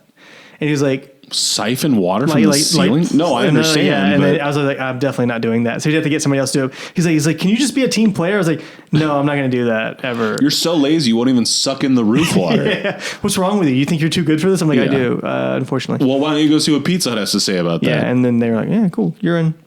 Did that make you leave? Did you intentionally go like, I can't work here anymore? No, I think, so a lot of time, like I said, business was very slow there. So there were times where they were like, hey, you've been here for an hour. You can go and leave if you want to. I was like, I do. And I would leave. But then I was just like. Would they pay you for that? Yeah. You left? Not for the hours I left, but just for the hours I worked. They're like, here's the 2 hours that you worked. I'm like, great. It is tough when you work like a boring job. It's like, I need to be here to get the money, but also I don't want to be here. Yeah. I just like, and I lived close by. So I was like, I can easily leave. This is so easy to do this. I don't remember why I left for Pizza Hut, but I just remember Pizza Hut was probably more busy. So I had more going on there. And I actually got like a couple friends hired there. So I was like, hey. Cool. Yeah. But Pizza Hut was also not fun. I just remember my shoes were like be covered in like pizza dough and other gross stuff. Yeah. And it would attract ants. So I'd have to like, if I left them in the garage. So I always had to like clean them every day, which I hate this. This is stupid. But I remember one time I got pulled over because I almost hit this policeman's car. Like he came at a weird angle and I like had to get around him. Okay. And he pulled me over because he thought maybe I was drunk. I was actually on the way to my grandmother's house to pick up something for my dad. Some more booze. And I was like, he was like, what's her address? Like, I don't know. He's like, you don't know your grandma's address? It's like, no. He's like, what? He's like, so why aren't you driving with your shoes on? I was like, because they have pizza gunk all over them and I don't want to get my car dirty. And he's like, and you don't know your grandma's address? I was like, no. And he's like, you almost hit me back there. I was like, I'm sorry.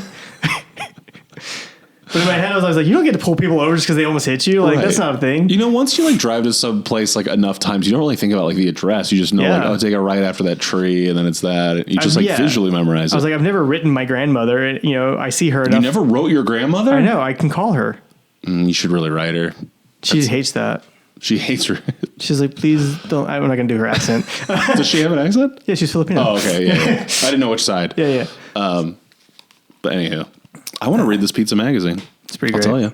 I'm sure we can find it online somewhere. We should get a subscription. That'll be my gift for you for Christmas. Raising Chains, guys. We haven't come up with a name for you. If you know of a pizza magazine. Chainers? Yeah. Hey, chain smokers. Hey, chain smokers. What could they be? Are cenobites? Are cenotypes? Oh, like that. Yeah, there we go.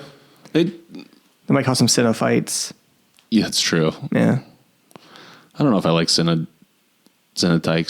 We'll have to think. Yeah. We'll pitch. It gets real close to something else where we were like, Yeah, I don't that's think we're exactly my thought. appropriate. You read my brain. I'm like, this is a tongue twister waiting to go awry. It would have been cool in one of these movies, but not now. not. But anyway, you were saying to our fans, write us for a Write us magazine. about your pizza magazines if you have any. Yeah, if anyone has the name of Pizza Magazine, I'd like to read a copy. Yeah. We want to know what it's about. Maybe we can go into like a library and find it in like the microfiche. I would love that. Old articles. We could sit down and turn that little knob to read every article. See a ghost. You're definitely going to see a ghost. But okay, so now there's like a architect meeting in the lobby of this building. Yeah. He's supposed to be doing a speech. As he's getting ready to do the speech, we cut back to Adam Scott and Angelique. Yes. Adam Scott has not aged. It's been 200 years. He hasn't aged a minute. They don't go into that one. Was it supposed to be 200 years? Well, it was 1776 or something like that, and now it's like 1996. But Adam Scott's not in modern times, is he? Yeah, he's in modern times. That was in I thought that was just cutting back to then. No, because she's wearing like modern clothing, and so is he. But he just Oh. has his hair still like crazy looking. I thought just because of the crazy hair, I just assumed they're just wearing other clothes. Nah, they're still in the 19 What? Because he even said something about like we've been doing this for 200 years. You should know that I get what I want. Oh, you're right. And Angelique's really okay on board with that. She's like, yeah, I like that. I just want to go to America. And he's like, I don't want to go to America. Yeah, and he gives her some lip service. He's like Yeah. kind of talking shit, being like, "You don't work for me. You work for me. I don't work for you." Yeah. Kind of vibes. And then this is where she tells him to close his eyes. Yeah. So he won't bruise. Right. And then she scratches his face a bunch. Yeah. And I was like, one, you wouldn't bruise. Right. Two, in what world would closing your eyes prevent any sort of bruising? Right. Was it supposed to be like a kinky thing? I think he thought, because she's like, I know that you like it rough, which I was like, I don't think that's true considering he yelled at the fact that you scratched him one time. Right. And then she bites his face. Yeah, she scratches him a bunch, bites his face, puts like essentially a hole in it. And then I wrote Adam Scott, when she first bites that chunk out of his cheek, he goes, "It hurts." Yes. In like a fairly flat, I think he was supposed to be so overwhelmed that he like couldn't emote enough. Right. But it definitely came out, "It hurts." Yeah. And again, he's not particularly bad in this. No. But he is as bad as everybody else. Yeah. He's not the Adam Scott we all know and love now. Yeah. I'm sure he's gotten better. He's gotten much better since then. It was also his first ever film role. And I do want to, again, I think we've talked about this before, but I just want to reiterate. If you watch the movie Swingers, if you get like the special edition, there's interviews with all the cast and stuff like that. Adam Scott's in that movie. Adam Scott does have like some brief scenes in that movie, like a background extra at like parties or whatever, because he lived down the hall from Jon Favreau. They knew each other. Oh, that's cool. And he was not taking his career seriously. Like he'd been in Boy Meets World and some other things, but he didn't take his career very seriously.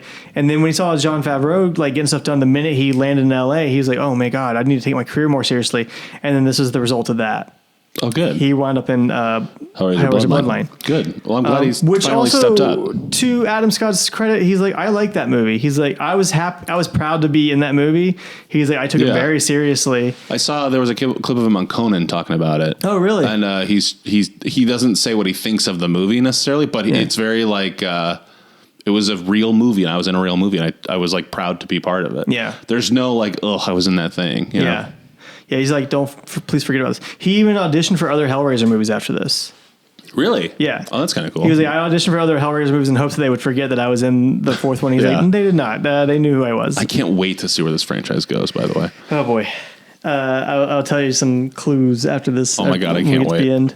But so Angelique is not happy with Jacques, and she straight up murders him. She takes his heart. She rips his heart out of his chest. She also puts her finger inside that hole in the cheek. Yeah. Which is almost in the mouth. Yeah. I guess. She does a lot of putting her finger in her own mouth, which I was like, this is a different take on putting fingers in mouths. I have a great question. Okay. Not to toot my own horn, but Okay. if there's a hole in your cheek and you put your finger through it, Yeah. is that going into your mouth? Yes. Because I kind of think of the opening of the lips as like the mouth. Yeah. I understand behind your lips is that the cavern is the mouth, but this is sort of is the box the lament configuration sort of situation? I think Gavin from Bush said it best when he said, like your mouth. He just kept saying mouth a lot. They have a song with the word mouth repeated? Yeah. I don't know that one. Did you like Razor Blade Suitcase? I don't know what that is. It's one of their album that people are like, I don't like this album. I was like, this album rocks, and you're wrong. I only heard what was on Rock 102.1. Oh, yeah, they have a song called... We'll listen to it later. Okay. Add to the list of things. You have to tie me down with silk ribbons. Yeah. So you won't bruise from rocking out too hard. Imagine that scene from Clockwork Orange when it's me listening to fucking Bush. Like, no! The song ends, and I'm like... Where there's a Willem, there's a way. Like, no, please. Those little clips he had in his eyes, you have in my ears so they don't close. They don't close anyway. Take them out. It just hurts. It's uncomfortable. What? So Angelique kills Adam Scott and then somehow makes her way to America. We're not really sure how. Also, what were they doing before this? Like, did she not want to see... She knows that the Lamarchand family, she knows they're around. John's been around. But somehow, like, even before John, like his dad or the people before him, like, I don't know why she's just now being like, let me go see this guy. It makes you wonder if there wasn't like a follow-up, but they were like, we don't have money to shoot this, so they're going to be 1996. Yeah, sorry. Because I was confused by I thought Adam Scott and Angelique were like, that was a flashback. Yeah. So how did she find the magazine? She has it, though. Right? She has like a copy. She's like, oh, she just found and it's got a French font on it. She's like, I don't remember. I don't know if Adam Scott's character was a subscriber to the magazine. Mm-hmm. That's the only thing I can think of. Yeah. He just also, like keeps up on stuff. I wrote that I really wanted to see a montage of Angelique trying to use modern technology. I just thought that'd be really funny. She's like, hello? And they're like, nope. No, more American. Hello. What's up? Her and Adam Scott just going back and forth saying, what's that? Would have made me laugh very hard. So she somehow makes to America. Yeah. By boat, by plane, by transformer. Mm-hmm. And she shows up at the speech. Right. At his little speech. Which his speech is so short. It's so short. He also said like, he was doing like as Da Vinci once said. It was like very like badly written. Yeah. Also, he's seen flashes, like he sees her and he's like having sort of like a panic attack as he's delivering it. And it's not, you're not totally sure if he's just like nervous or if he's actually like having visions or what it is, but it seems evil in nature. Yeah. He says Da Vinci once said, work of art is never finished. It's just, you just stop doing it, basically. Yeah, something like that. Which is I've heard before several other artists, and at 68, Josh Goggin said it one time, and I was like, that sounds right. Quoting Da Vinci? Yeah. And then I think, isn't this where she, doesn't she kind of hit on him? She kind of hits on him. He's like, my wife's here. I got to go see ya. He's interested in her, but he's like, I can't. No, I'm sorry. She's like, I get it. She says that with her face.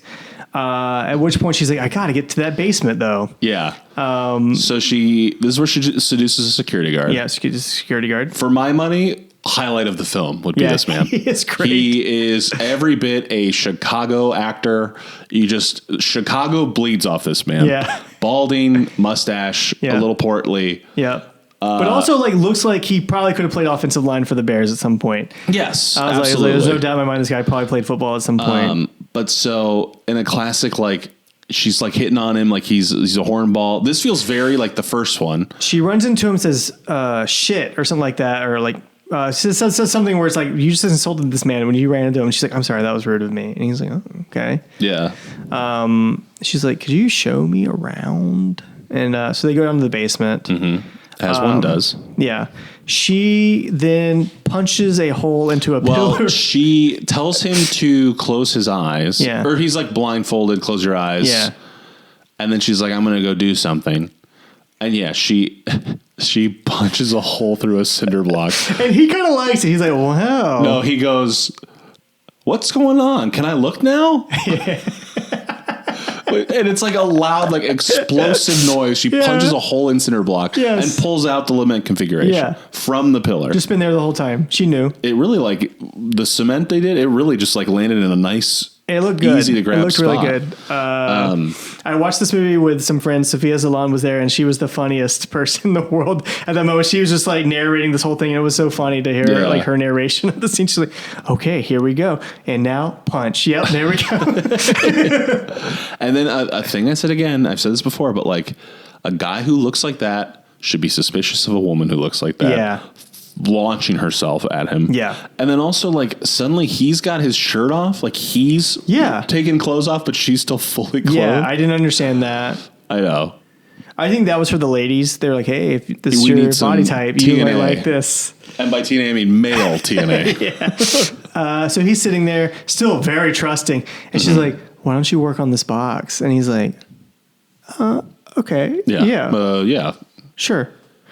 Which also is very funny because they like I started reading the Hellbound Heart as you recommended, and they talk about how hard this box is to actually get into, and yet in the movies, boy, is it ever easy to get into. Yeah, if you look at it the wrong way, you'll solve it. Unfortunately, but so he does solve it. He does solve it. Immediately, a chain just runs out. He launches out, grabs him. I will say this: the fact that the whole movie is shot in blue. Whereas in previous movies, blue was sort of the, hey, Hellraiser's got the cenobites are showing up. It makes it harder to tell when the cenobites are showing up sometimes in this movie. But I loved the chains come and suck him into a hole in the wall. Yeah, they just drag him down to the floor. She shoots out of the room and Pinhead walks right out with like a big orchestral swell. It's so cool. It is a badass. I think it's his like one of his cooler reveals. Yeah, it's a good one. And we were saying a lot off air, but like the makeup looks great. Like this is his, I think so far the best he's looked. This is the best he's looked, and I'm gonna go ahead and say it. I feel like this is the best Doug Bradley has done in any of these movies. Great performance. He's so good. As I made very clear in my review of 3, he just was talking too much. Yeah. And was having like too much glee. And this one, his dialogue feels a lot more like every line is supposed to be more iconic, even if it doesn't land and you're not like, oh my God, these lines are incredible. Yeah. It's just like the way his word choice is and the way he delivers them is much more in line with the first two. Yeah. Very happy about that. He's so good. So he comes out, he's like, Angelique, and then starts calling her princess from here on out. I guess she was a princess in hell at some point. Yeah. And there's a little bit of like a love interesty vibe. Yeah. I saw that was added later. I think that was like a reshoot thing. Yeah. It's very subtle. Yeah. But just you think of him as like sort of like the king and she's the princess sort of. He keeps putting his hand on her face, not in her mouth. He obviously respects her to some extent. That's also how M&Ms work. Yeah, is it? Melt on your face, not in your mouth. But there's sort of like a vibe between them. But he at one point looks around and realizes there's all this like cool like Lamarchand configuration stuff like in the walls of the building itself, and he says this is a Holocaust waiting to happen. Am I wrong on that? He does say that.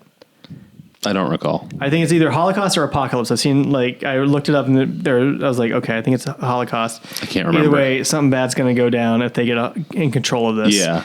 And they kind of argue about how to handle this. He's like, I'll take his kid, and she's like, temptation's the way. Yeah. He's not tempting nobody, I'm sorry to say. Well, and that's what I think is interesting, because that's like a fun little thing. Again, this movie does have like some half-baked ideas. Yeah. And one of them is like Pinhead and Angelique, how their view, where he is all about like pain and suffering, and then her thing is like corrupt people and sort of like trick them. Yeah. Which I know is also a Pinhead thing. Yeah. But it's interesting how they kind of have these like two different dichotomies on like what they do. Yes. Oh, real quick, one other thing. When the security guard gets stabbed to the neck with the chain, I felt bad for him because I was like, I don't think this is what he wanted. Like, isn't it part of it like, hey, if you're solving the box, you got to have like some desire to be there. And I was like, I feel like this is kind of a cheap kill. We're moving the rules around again. There's so much the thing is like, there's just, once you establish there are rules, you like can't break them. And if they aren't established, your brain is kind of going like, well, why would that happen? Why would that like, I think movies need rules. They want audience members want rules. Yeah. So that you can like follow along a little better. Yeah. And I agree. That was just sort of like because he was tricked into solving it. Yeah. But so was that girl in 2, the deaf girl or the mute. And she didn't. No. They actively chose not to attack her. Yeah. But still a cool kill. Yes, very much so. So, Angelique gives John a cool dream where they're having sex, and he's like, oh, this is pretty sweet. And wakes up and he's like, oh. I had to rewind it because I was like, did they have sex? Did I miss something? Yeah. And then, anyway. Yeah. And his wife was like, oh, then he gets a call. Is that when he gets a call? I think so. No. He goes into work. He's like, he's giving this guy notes, and the guy does not seem to enjoy getting notes from him on his like architectural design. But I was like, was your face on the cover of Architecture Monthly? I don't think so. I love pop culture and how busy it makes architecture seem. Yeah. And how it feels like the most like sought out after job in the world. Mm-hmm. But I'm like, is this how this works? I can't imagine it is. Yeah, I don't think so either. My mom's like a draftsman, and she was like, no. Your mom's a draftsman? She was, yeah. Andy Lore, here we go. Andy Lore, baby. Did she have that like desk that's like a table that's kind of cool? It's pretty cool. Did it have a light under it? Is that how they would like trace? Or is that just tracing? No, she didn't let me mess with it too much whenever I went to work. So I think so, though. That's cool. Yeah, pretty neat. Okay. So Angelique decides to visit. And he just for some reason has the drawing that his great grandfather made of the box, like the reverse box. Yeah, it's like framed in the office, it's just framed in the office, like she's artwork. Like, she's like, did you do that? He's like, no. I just think it's pretty cool. It's been in my family for hundreds of years. Yeah, and she says something like, "Can you show it to me?" And he's like, "No." Yeah, but it's like, what do you mean no? It's on the fucking wall of the office. Yeah. Everyone can see it. Everybody can see it. Can I look at it closer? It's gigantic. I think she wanted like a working copy or something like that. She's like, did you make a working copy? He's like, no. He's like, do you want to see a cool design I made on my computer? She's like, no. He boots up his computer. He's embarrassed because he was still in the middle of like a Doom run through. And she's like, what is this? And he's like, oh, I'm sorry. Do you know id Software? It's sort of like Quake. He turns it off, shows it to him. She goes in to kiss him, and he's still kind of like, let's not do this. Also, he's married, but it seems like maybe the marriage's on the rocks. Yeah, like sort that of. Apparently was some scenes that were cut from the movies. Like they really want to be like, the wife's like, hey, are you cheating on me? Yeah, because I feel like when he had the dream that she was kind of mad when he woke up. Yeah. And it seemed to imply like they were having trouble in their marriage, but it's not quite explicit enough. I don't know. No, it's weird. So they cut away from that.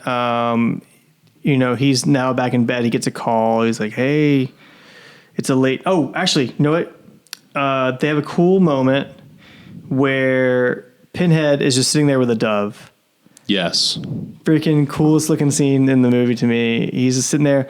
It's right up there with Blade Runner, where that guy's just sitting on the rooftop under the rain talking to me. That's the equivalent. Yeah, Blade Runner and Hellraiser BLOODLINE. Yeah. are the moments. I think, because I really don't like Blade Runner that much, but I do admit that scene is cool. When the guy's like, was it Roy Beatty or something like that? Is that his name? I don't remember. I don't remember either. Rutger Hauser, his character, is sitting on the rooftop and just like talking about all the cool stuff he's seen. Rutger Hauer, was he in Cliffhanger? No. Oh. What? He should have been. His career kind of took a fall after Blade Runner, unfortunately. I think he could have done some cool stuff, but he kept saying yes to things because he was like, you don't turn down work. I was like, oh, you should start turning down some work. So anyways, he was in that. So there's a cool scene where he's talking to a dove about all this stuff. And then he throws it to his cool pet that he has now. This is where we get introduced to his dog. Yeah. Who is a It's Chatterer. Yeah. Chatterer is a dog now. Chatterer's a dog now. I'm not sure the implications of like how there's a dog in this hell world. Somebody wrote something online, and I don't know if this is true or not, but they were just like, no, it was a guy and his dog, and they were in the car together, and they got to an accident, and that's how they wound up merged together. I was like, shut up. I don't know what you're talking about.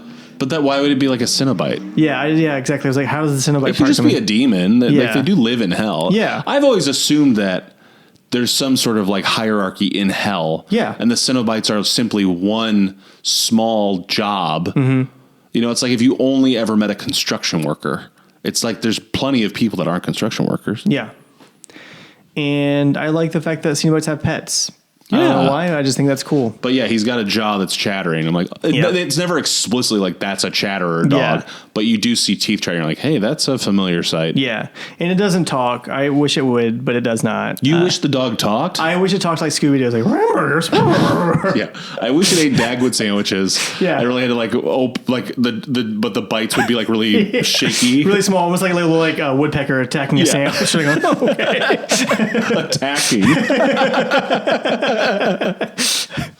So he throws it to the dog. Then it cuts back again to Like again, I think that scene doesn't really do anything. I just feel like they were like, "This is a cool looking scene. We're going to do this." Is that when he has the great line about still hungry?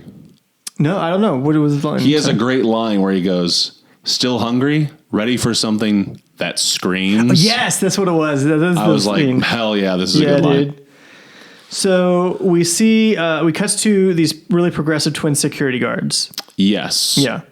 I really liked the security guards. Yeah, I thought they were cool. And what I liked about them is they are comedic relief, but there's no feeling like they're trying to be funny. No. They're not like bumbling cops. No. And they're real twins, but they don't quite look exactly the same. Mm-mm. And they're just kind of like fun to watch for a minute. You're just like, normal humans in this world. They're just having a normal conversation and trying to do their job. I believe the conversation they were having was, would they sleep with a trans woman? Yeah. And they decided yes. Yes. And I was like, hell yeah, Hellraiser. Again, this movie was made in 96, so pretty good for them. Clive Barker probably had a hand in that. I'll tell you this, it could have gone way worse. Could have gone way bad, honestly. It could have gone way worse in 2006, so I'm glad that in 96 it was handled the way it was. I mean, honestly, it could go bad right now. It's probably actually worse now than for a minute there, But they're going through, and they're doing that thing where it's like, I don't think these two guys are supposed to be patrolling together. I'm pretty sure somebody's supposed to be back at the desk, and one guy's supposed to be patrolling. Also, really quickly, I wanted to say, they're walking down that cool hallway, and something I wish, it was one of those things where I thought about later, like, oh, that would have been cool if the movie did more with this, but like, the architecture, because this building obviously was built on top of the configuration. Yeah. It would have been cool to play with, like, is this hell or just like the design of the building? Yes. And that hallway specifically, to me, does look like some like weird portal to hell. Yeah, because they say that like the door is not on this map. What is this doorway doing here? They're like, I don't know. We got to check it out. Yeah. So obviously something did switch when Pinhead came over. So they go through, and it does become like the world of hell. Yeah, the lights like go out, and then it turns into blue light. Blue light and like random like blood and stuff like that. Yeah. I will say that last night I did have a dream about being in this hallway, and I was creeped out by it. But I was also like annoyed because I went all the way to the end. They're like, no, it's actually a different hallway. I'm like, I have to go back through this again. They're like, yes. I was like, I don't want to. Like that was the dream. Yeah, that's really weird. Good. So they see Pinhead. Yeah. And then they say a very memorable quote. Yeah. He's got pins in his head. Yeah. Then they say hands up against the wall, which I would have laughed so hard if Pinhead had actually done this. Like, hey, okay. And his hands like hits he's like, ow, ouch, ouch, ouch, ouch. As he's putting his hands on his head. Angelique's kind of like, what are we doing here? Yeah. So are you serious? So then some chains wrap around their face. Yep. Which I did say, just for official chain link size, about as wide as you can open your mouth, one would like fill the spot. Yeah. Which to me, again, does feel a little bigger than in 3, but not enough that I need to like make it a point. No, and these were like thick black like chains. Yeah. So like, okay. These are what I feel like the chains normally feel like. Yeah. So they get put together. This sequence is crazy. Dude, it's so insane. This is the gnarliest thing we've seen, I think, in this franchise so far. Yeah. To me, it's right up there with, did you ever see that Superman 3 movie? No. There's a horrifying transformation scene in that movie as well. That gave me nightmares regularly as a kid. And seeing this, I was like, yep, this is like that.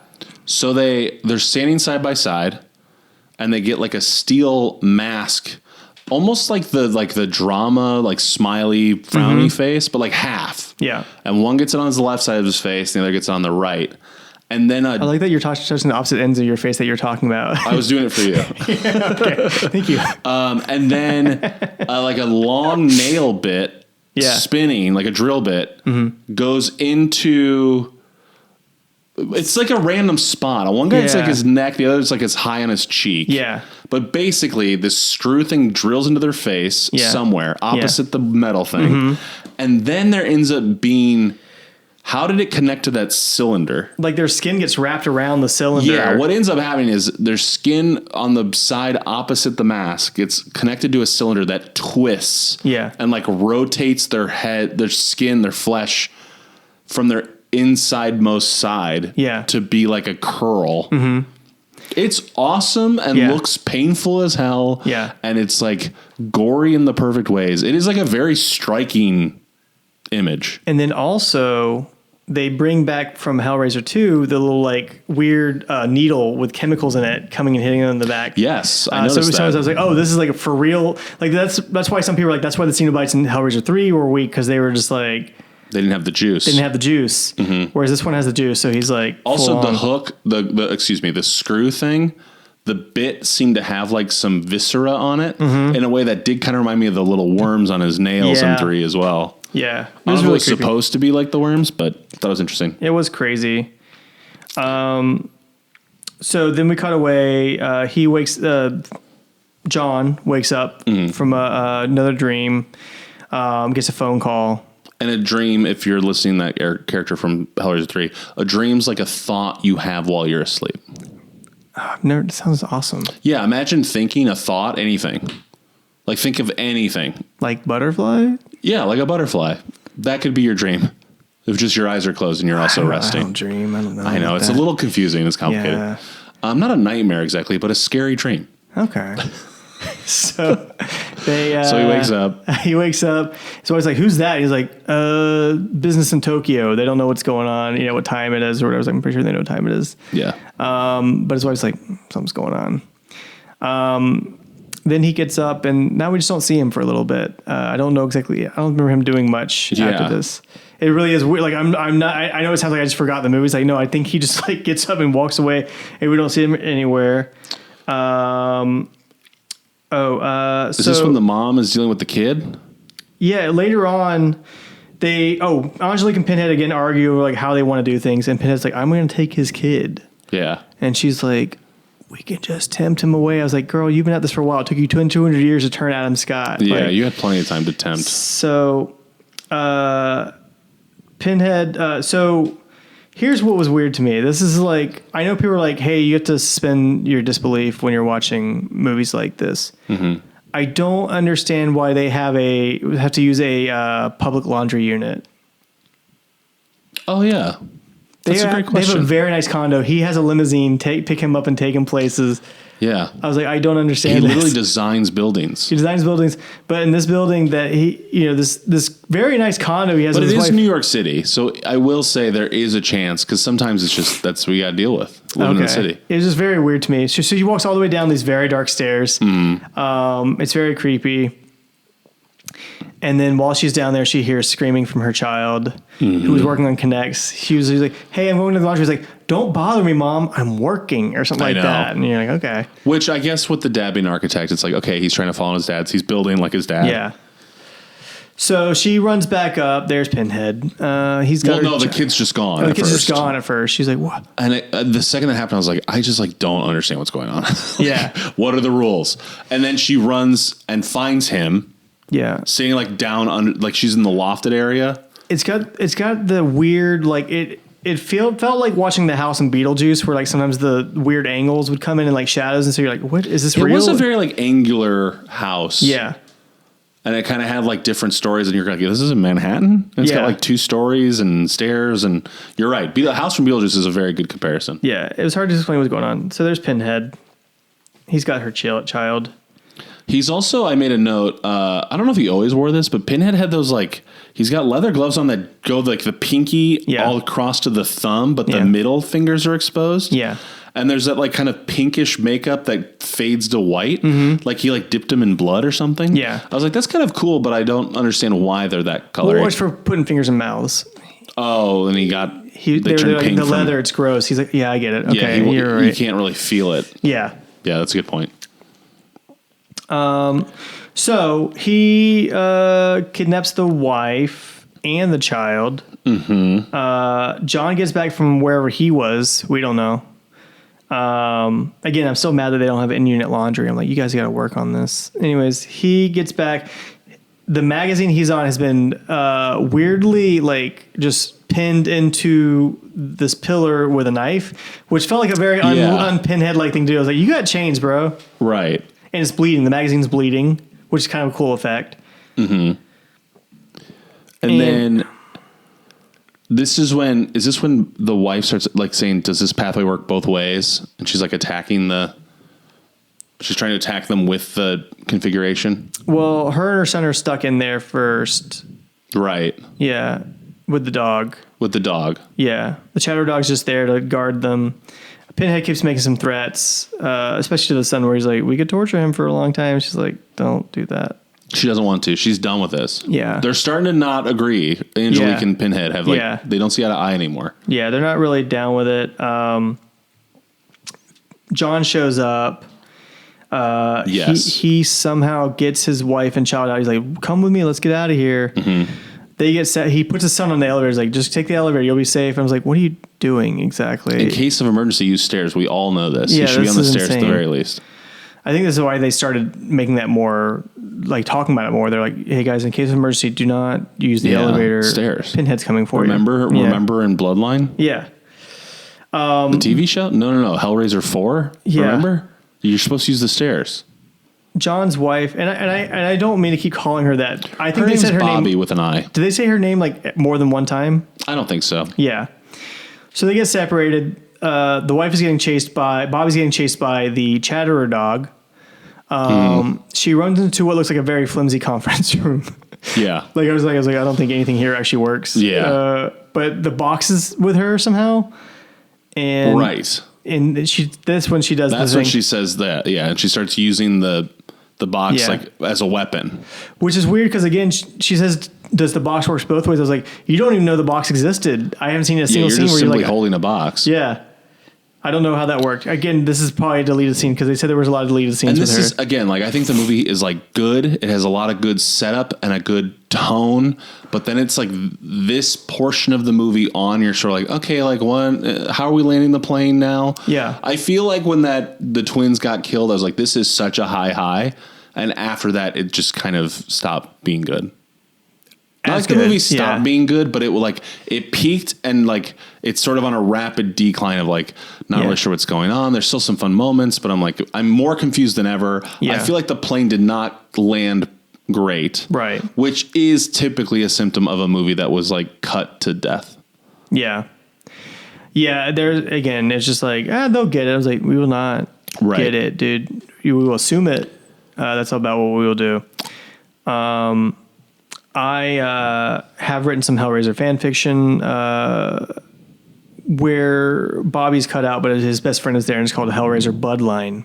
Oh, it's that's just good. him and his bud hanging out and trying to do stuff. And I was like, this makes a lot more sense. And they're stoned, right? Yeah. They're like super baked. He's like, why are you always hanging out with that dude with pins in his head? It's like, I'm not hanging out with him. I'm trying to get away from him. It's like, your little joints, man. Yeah. So the wife gets chased. She kills the dog with her box. And that sounded bad. I'm sorry. With the box, with the Lamar Chan configuration. And then John makes his way downstairs to where his son, he says son in the elevator. Pinhead's waiting right there. He's like, he's there. Hey, He's ready. I'm here, buddy. Pinhead threatens to torture his son for like 1,000 years. He's like, I'm not going to kill your son, but he'll wish he had. John somehow gets a copy of the box. Yeah, I've got the wiki up and I'm also reading this. I'm like, this is what happened. Angelique wants no part of Hell's new fanatical austerity. Yeah. And she intends to force Merchant to activate the Elysium configuration and destroy Hell, thus freeing her from its imperatives. Yeah. So she wants him to defeat Pinhead. Yeah. And then instead, Pinhead kills the shit out of John. Yeah. And I truly did not see it coming. No. I was shocked. He has his own box, right from a box. The chain comes. It launches a chain through his mouth. Yep. And then it opens to be like a saw blade, like a wider blade. And when it yanks back, it cuts his head off from the mouth up, like the top half of the mouth up. Yeah, it's sick. It is a gnarly kill. And you're It's like, very hot cool. damn, that was cool. Yeah, that was really good. And even Pinhead seems a little like surprised by it. He's like, whoa, I did not. Did I do that? Okay, very cool. Yeah. But then like John did something to the configuration where Bobby. it's like, oh, Bobby, that's Bobby right. does Bobby it shows after up. John dies. Bobby is able to send them back to hell. Yeah. She sends them back to hell, including Angelique, who's Angelique's like, I don't want to go here. Movie's over. Roll Yeah. credits. No. So we thought it's simply the story is over. Because remember, you may have forgotten, this was simply a story being told in the year 2127 Yeah. in a space station. Yeah. So, of course, it's a horror movie in space. So, of course, we're going to see a soldier wandering around by himself. Yeah. No reason. Just At no point. Bored. They already have him. They've already gotten him. Right. But they're still like, let's explore and see what's going on. Even though he just told us there's demons hanging out here. yeah, let's pop around, see what's going on. Together, though. No, by ourselves. Okay. So there's one soldier looking around. He, of course, runs into Pinhead. Pinhead rips his face right off. Right off his body. Fully clean removal. I was like, what a good one.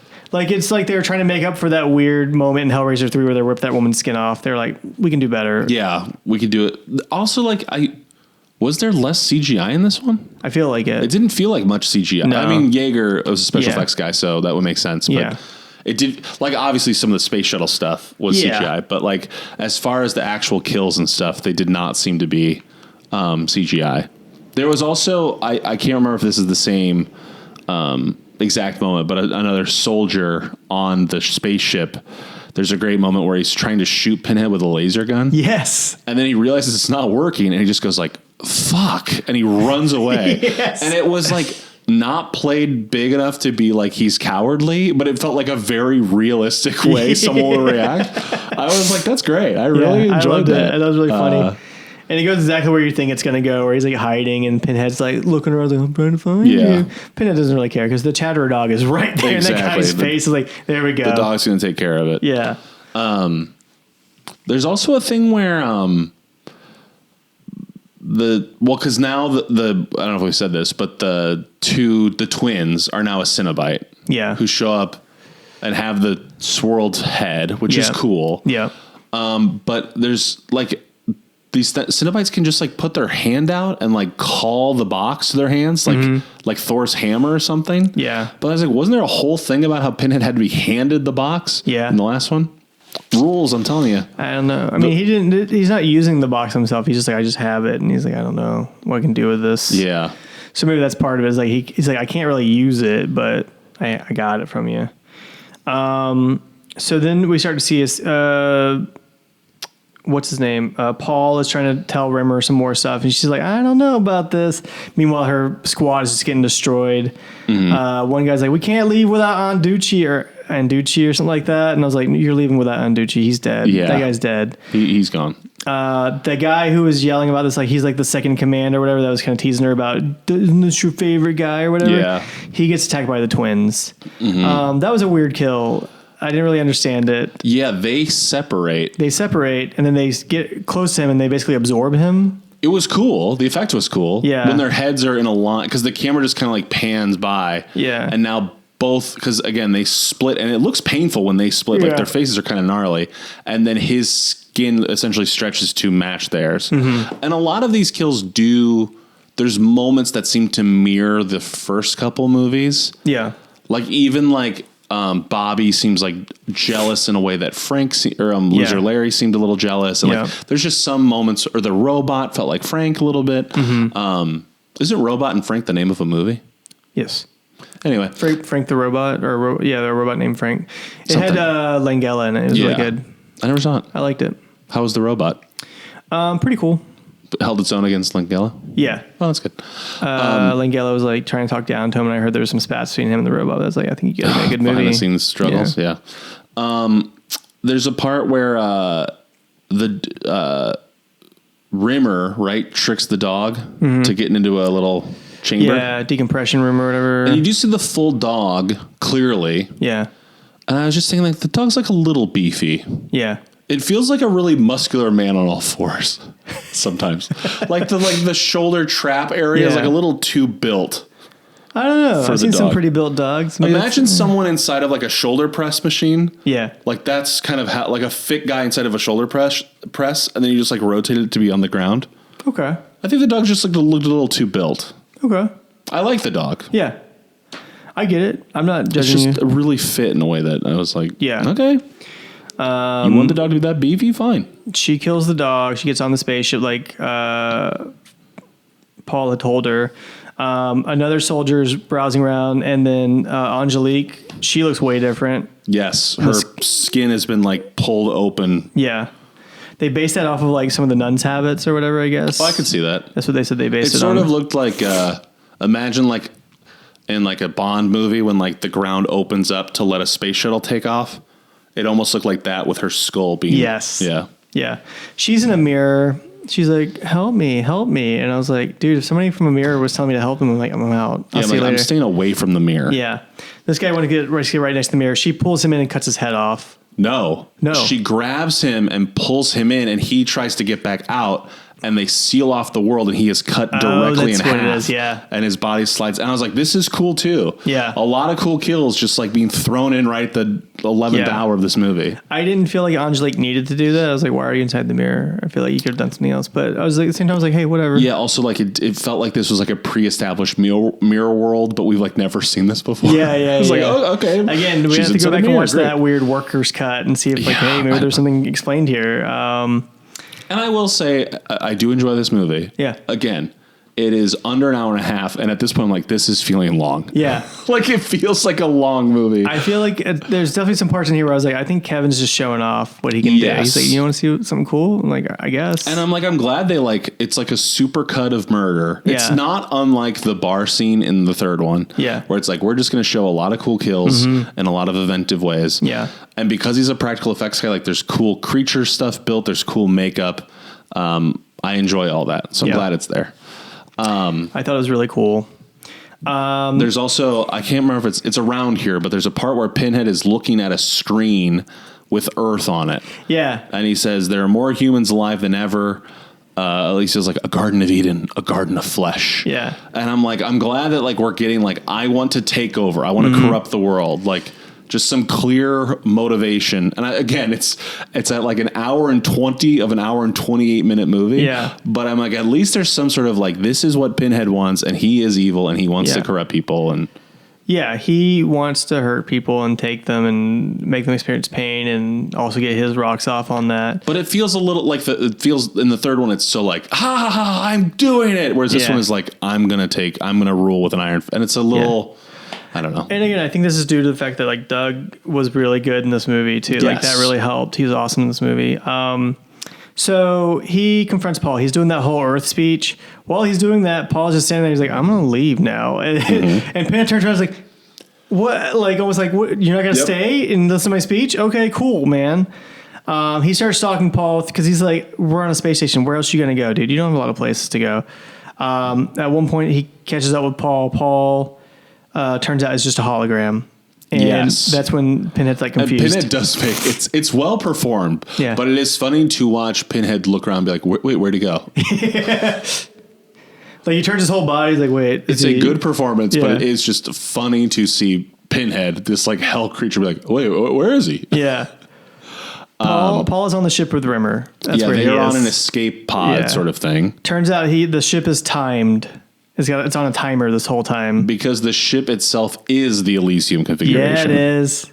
Crazy. Sick. And then so the space station we were on folds into a massive cube. Mm-hmm. And while that's happening, the light is starting to attack Pinhead. Yeah. And what I thought was cool is it's ripping like chunks of his skin off. Yeah. Revealing skull. Yeah. So you're seeing his skull underneath around the pins, which was cool. You can see his eye being torn up and stuff like that. Yeah. You're like, oh. And the whole time he's like, no, I'm infinite. I can't die. And it's like, you can die, apparently. And then they trap him in it. Yep. It kills him. Yep. Seemingly permanently. Mm-hmm. And the ship flies off. Yep. And that's the end of the movie. That's the end of the movie. And I remember thinking, like, this needs, like, something. Yeah. This sucker just fucking ended. Yeah. Like, okay, roll credits. We're done. I watched the Workers Cut today to see if it had a more satisfying ending. No, it has a ending, and like I like what they did with it, but it's not like, oh, this feels like a complete feel. It just felt like it kind of feels like, oh, okay, that's. They intersperse some scenes from earlier, from like the 17th century, where you're like, oh, okay, that's kind of cool. This is crazy, but like even if just like the ship kept flying and the credits rolled while the ship was flying still, because I think about 3 when she defeats them, she's in the construction site, she buries it. Yeah. If it just ended there, you'd be like, what? But instead they have that little bit of the building thing. And you're like, oh, that's a clever little ending. Like I feel like I just needed a little bit of something, a little bit more denouement to just send you off on your way. Yeah. Well, that's what fan fiction's for, and that's what I'm here for. Guys. And let's go ahead and crack that open. Let's read it. Oh, it's big. What is that? 600 pages or so? Yeah. I really wanted to make sure that they because they saw something tragic. I want to see them working through it. Exactly. Is he still having dreams? Definitely. Is he going to start a family with Rimmer? I mean, he'd like to, but also, hey, man, is his bloodline now cleansed of any past sins, or is this going to continue in some way? He's not sure. Whereas she's been a soldier for most of her life. She's like, am I ready to commit to a guy, or do I want my career? Yeah. It's hard. The eternal question. Yeah. We're all wondering. So I feel like that's the first 200 pages that I have here. Good. Yeah. Well, I'm glad that there's plenty of time. Yeah. I mean, you've read it, so you know. I did. I read you told me you read it, so. No, I for sure read it. I read it cover to cover. I would never just say I read it and not read your fan fiction. That'd be crazy. Of course I read it. And it was good. And it was really good. Okay, because like the way you just said that makes it sound like you didn't. No, I read it and I really liked it. I thought it was great. What was your favorite part? Well, I did think it was really smart to put your name that you wrote it. Yeah, I thought that was smart. I like that you trademarked it and copywrote it. Yeah, I changed the title to Hellraiser and with a Z. I like, yeah, right, yeah. That kind of gave it like a modern edge. Yeah. I was hoping someone would shave. They didn't in the first 3 pages or so, but his head was already shaved in the movie, so I was like, I can't shave any more than that. Because I wrote a spec script called Hellraiser, the Razor from Hell. Oh, nice. And it's about a shaving utensil that really messes you up. Oh, I bet. It's gnarly. It's pretty gross. I like it. It's creature effect heavy. Lots of gore. That's our movie. We've closed the book on Hellraiser 4 Bloodline. Yeah. And opened the new one that is my fan fiction. That's right. Yeah. Honestly, it's sort of its own Elysium configuration if you think about it. I pulled some Letterboxd reviews as we've done before. Oh yeah.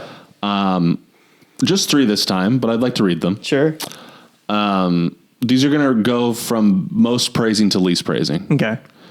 So the first one is by a guy named Jack Woodruff. He liked it. He hearted it. Yeah. No star review.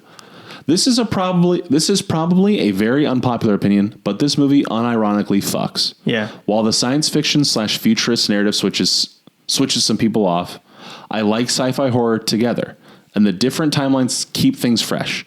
Is it as good as the first 2? Absolutely not. But there is a story that starts and ends satisfyingly for one of these movies anyway, and Pinhead isn't quipping. He has agency and a sense of humor about himself. Also, do I look like someone who cares what God thinks is such a good line. That's a good line. Which I would agree. Mm-hmm. I do feel like this is like a better Pinhead than we had in 3. Yes, for sure.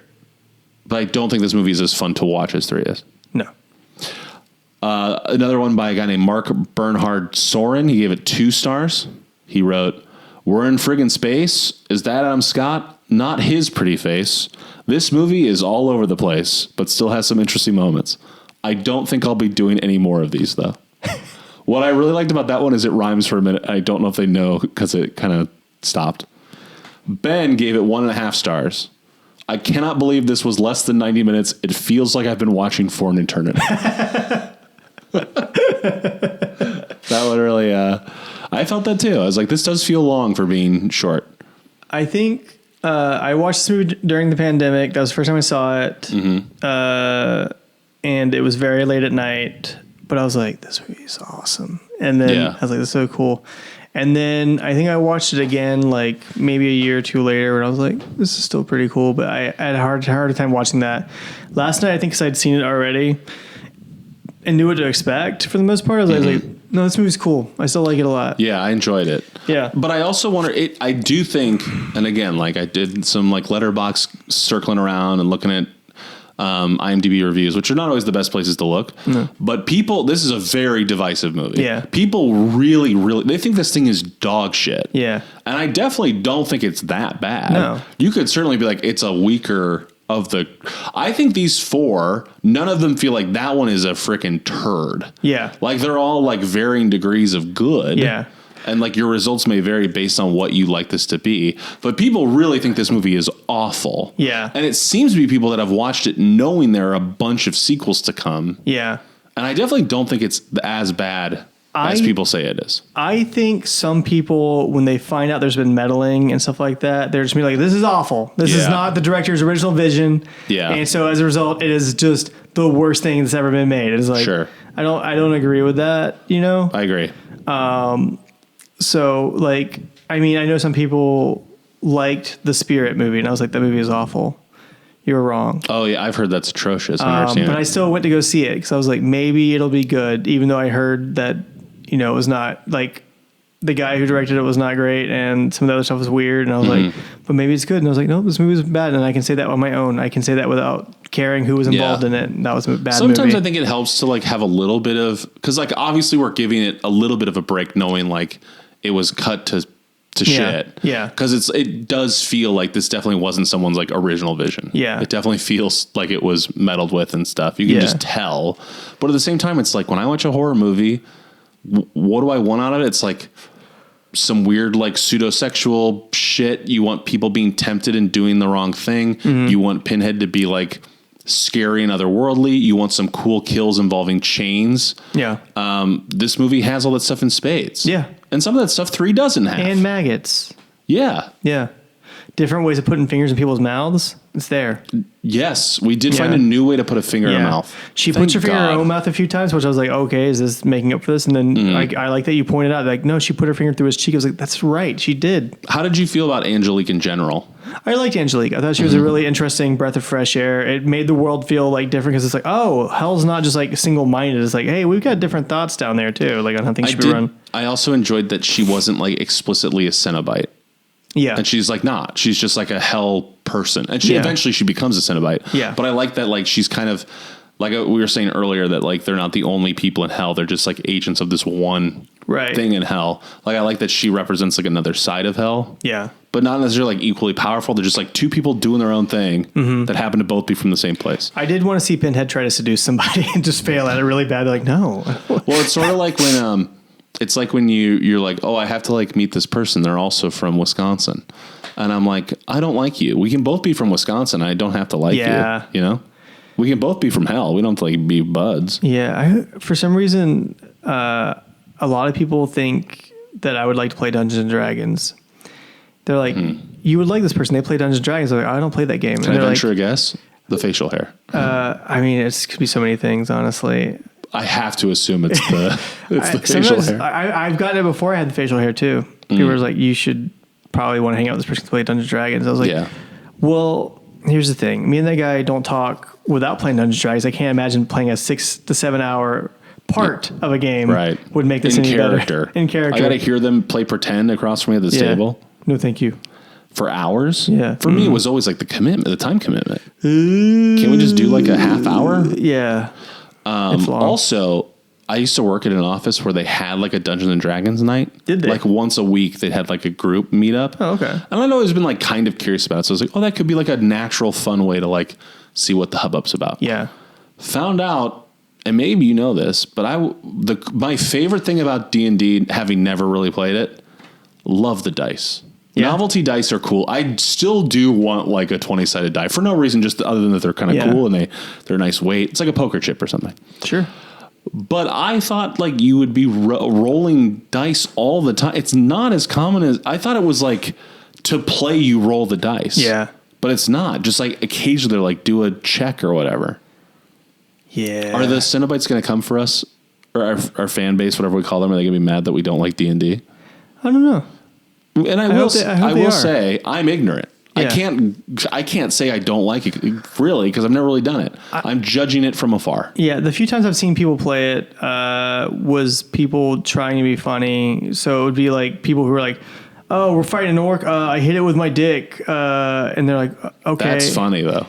I thought you wanted a bad example. Yeah, sorry. And then they're like, "Where do you hit him?" Like, in his dick. And I was like, okay. Nice. Can I leave? Do I have to be here for Send this? me the link, dude. Yeah. Well, these are friends. These are people I used to and you go to watch open mics them with. I gotta tell you, like, you know, like Dropout and stuff. There's like this world of like very popular to like watch D&D. Yeah. Could not be less interested. Yeah. Put a show on where paint dries. I'll watch that first. I'm so happy that it is a thing though, because I know that there's comedians that I like who like have work through that. Sure. That run these D&D campaigns. I'm like, that is so awesome for you. I'm so happy for you. Absolutely. Yeah. And I know I have friends that are really into it. It's like, that's great. Yeah. And even like into the show too. Like it just is like not scratching an itch for me. It's like, I don't understand Twitch. I'm like, I don't want to watch somebody play video games. I want to play video games. Yeah. And that's it. I'll watch some of that sometimes, but I'll also just like watch a YouTube version that's like cut to the best parts. Mm-hmm. Cause the real time element, I'm like, no, I just get to the good part. Yeah.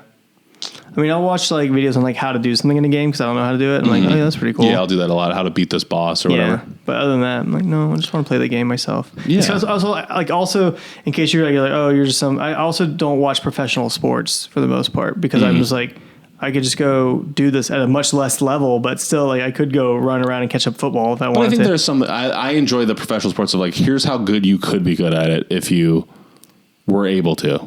You know. That's what I enjoy of it. What do you mean if you were able to?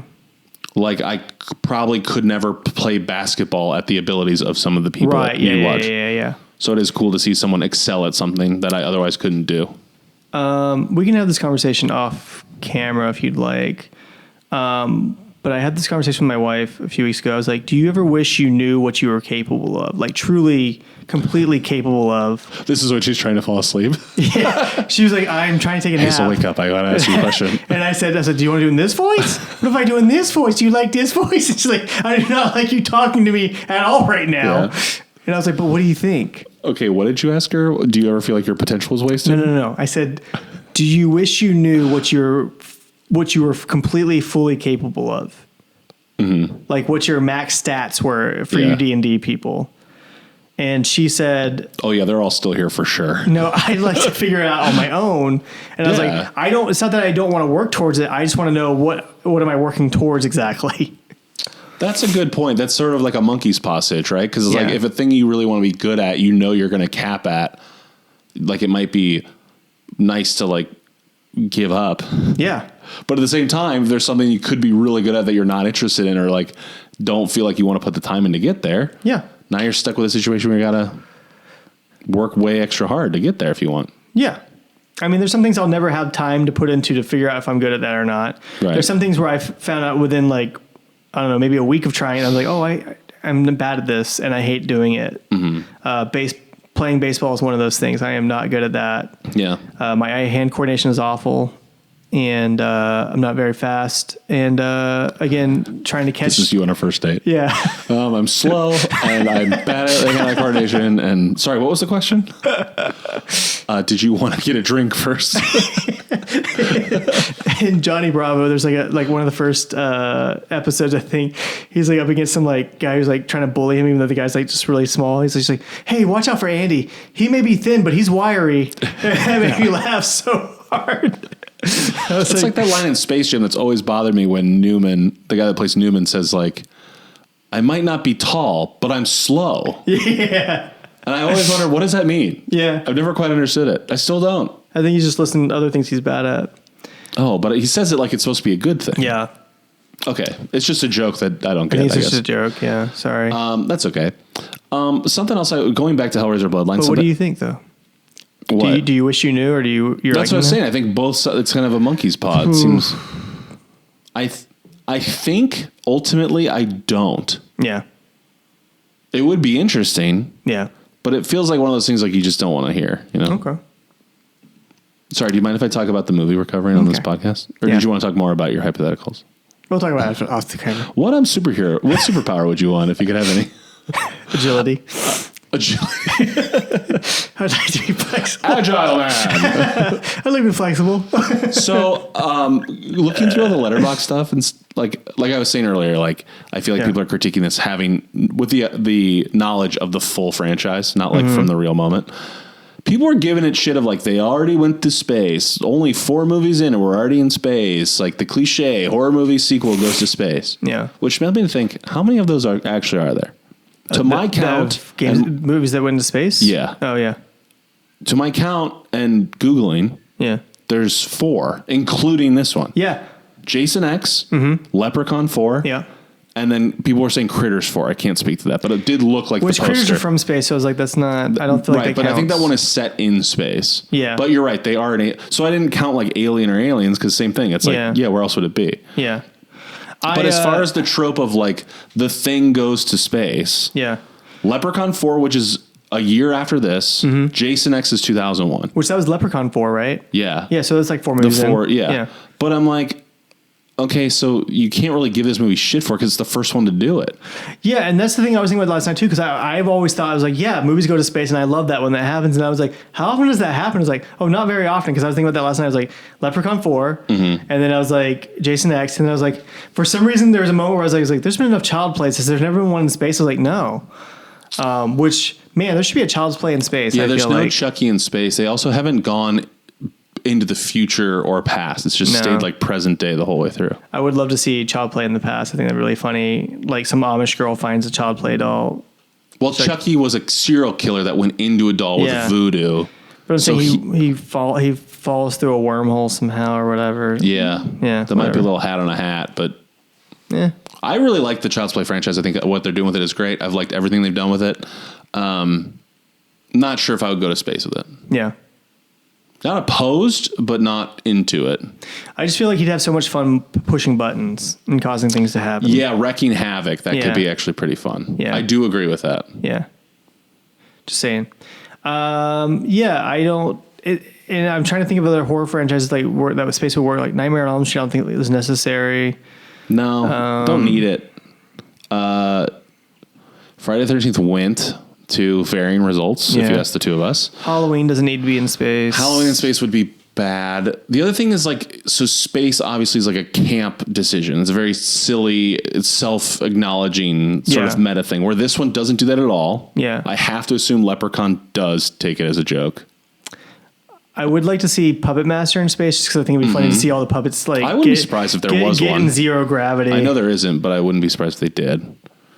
Charles Band wants to ruin that franchise and everybody involved in it, so please don't let him direct any more of these movies. The Killer Clowns, I guess, we see them on the ship a little, but we don't see them actually in space. Again, from space, right. It doesn't totally count, but I feel like a space movie where they come across the Killer Clowns could be cool. Sure. I realize it's not a franchise, but are there any other like big killers that would be cool? Ghostface? Scream in space? No. Because I feel like you'd have to still keep the weird teenage element to it. Here's what I would do. Okay. So in Scream, there's the Stab franchise. Yeah. There should be a Stab in space. Yeah, there we go. And inside of Scream, they're like, oh, they're going to space. Like they always do this. I'm actually surprised they haven't done that. That feels very on brand. Yeah, I feel like to be like, oh, they're on the 11th Stab now. Now they're in space. Now, granted, this would have been better in like 04, but that's my pitch. That would be pretty sweet. Let's land this puppy. Okay. So, did you have any other notes you wanted to go over before I? I like that Pinhead said he was exquisitely empty and forever. I thought that was a cool line. Yeah. I forgot to say that earlier, but I thought it was a cool line. He's great in this. Yeah, he's awesome. I'm a big fan of everything he's doing. Yeah. So ranking this. Carducci was the guy that was there, didn't want to leave without. We can't leave without Carducci. Like, you can leave without Carducci. No, don't leave without Carducci. Yeah. Andy, our rankings. Yeah. Hellraiser, you gave 19. Yeah. Hellraiser 2, Hellbound, you gave 19.5. Yeah. Hellraiser 3, you gave 15 out of 20. Do you know what you're going to give Bloodline? Hellraiser or Bloodline? Yeah. Okay. Are we going to say it at the same time, or are we going to... Let's do them one by one. Okay. Because we've been doing it this way, and I can adjust mine based on what you say. Okay. So again, you gave 3 a 15 out of 20 pins. Okay. So I'm going to go ahead and give this movie a 16. Nice. Yeah. 16 out of 20 pins. So that's above 3, but below 1 and 2. Yeah. Here's what saved this movie for me a lot.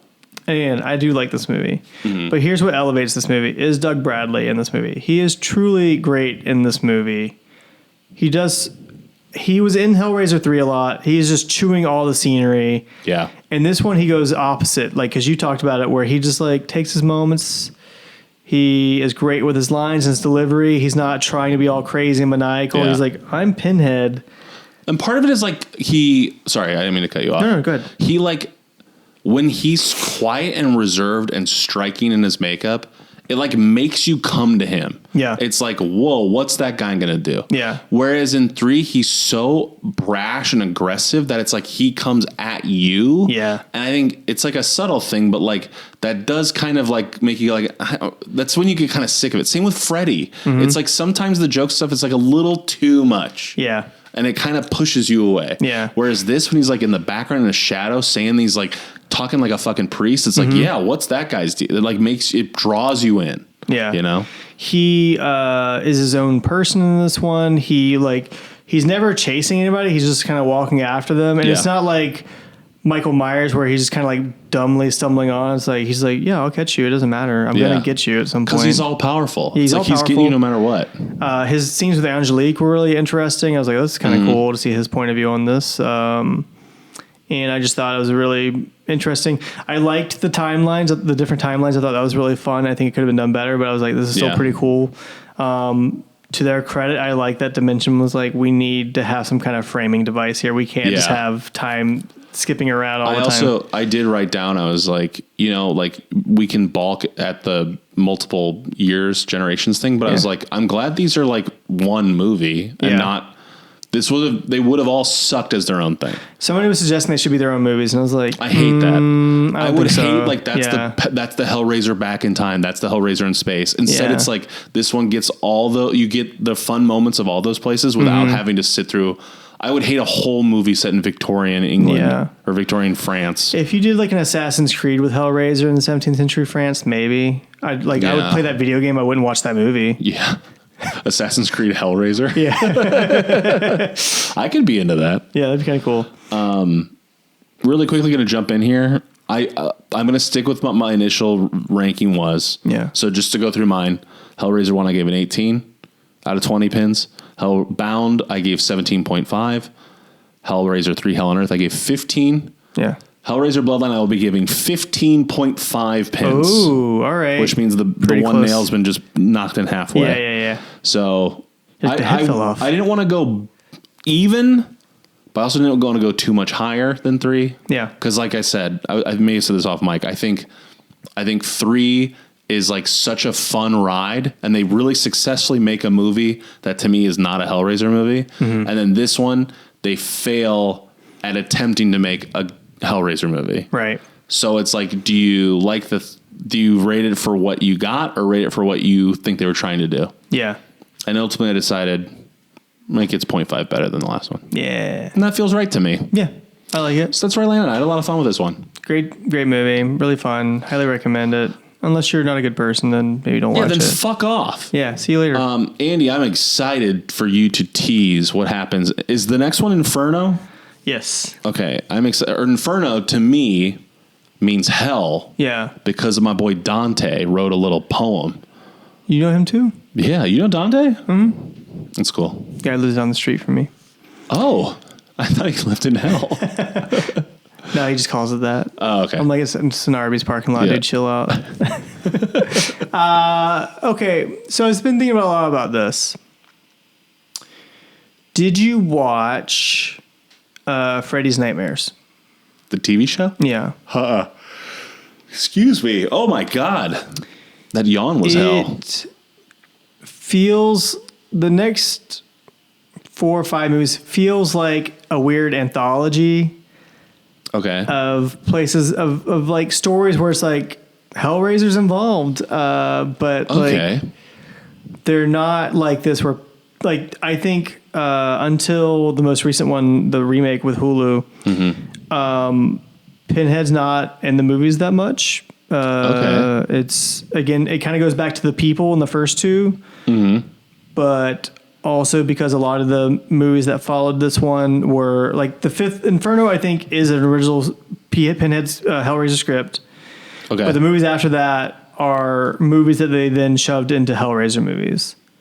They were already scripts for other things, and then they're like, "Hey, let's make this a Hellraiser movie." And yeah. like, okay. Interesting.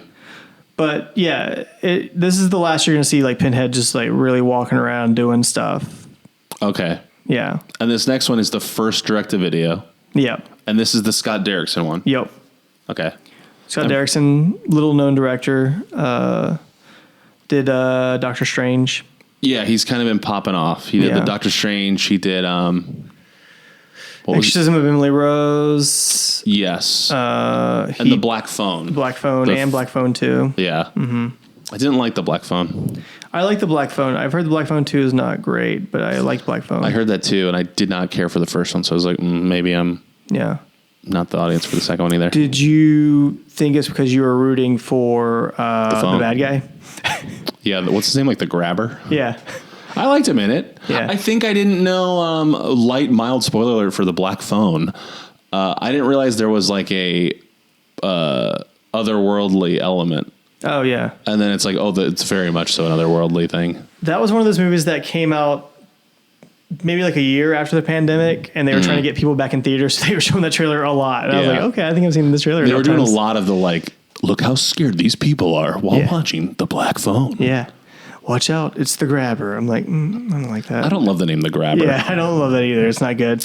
Not crazy about it, but no, that's all right. Yeah. But yeah, that's what I think those movies are. It feels like weird anthology movies in a Hellraiser series. We're also officially jumping. So like, obviously we've been in the 90s for a minute. This is 2000. We're jumping into the next generation. Yeah. So or not next generation, the next century. Yeah. So I'm excited to see what that brings. Uh-oh. More effects, probably. More CGI, probably. Oh, buddy. It's probably going to look bad, isn't it? There's not a lot of CGI and there's not a lot of special effects because they lost a lot of their budget because they were made to be direct-to-DVD movies. Interesting. Yeah. Well, I like the poster. Yeah.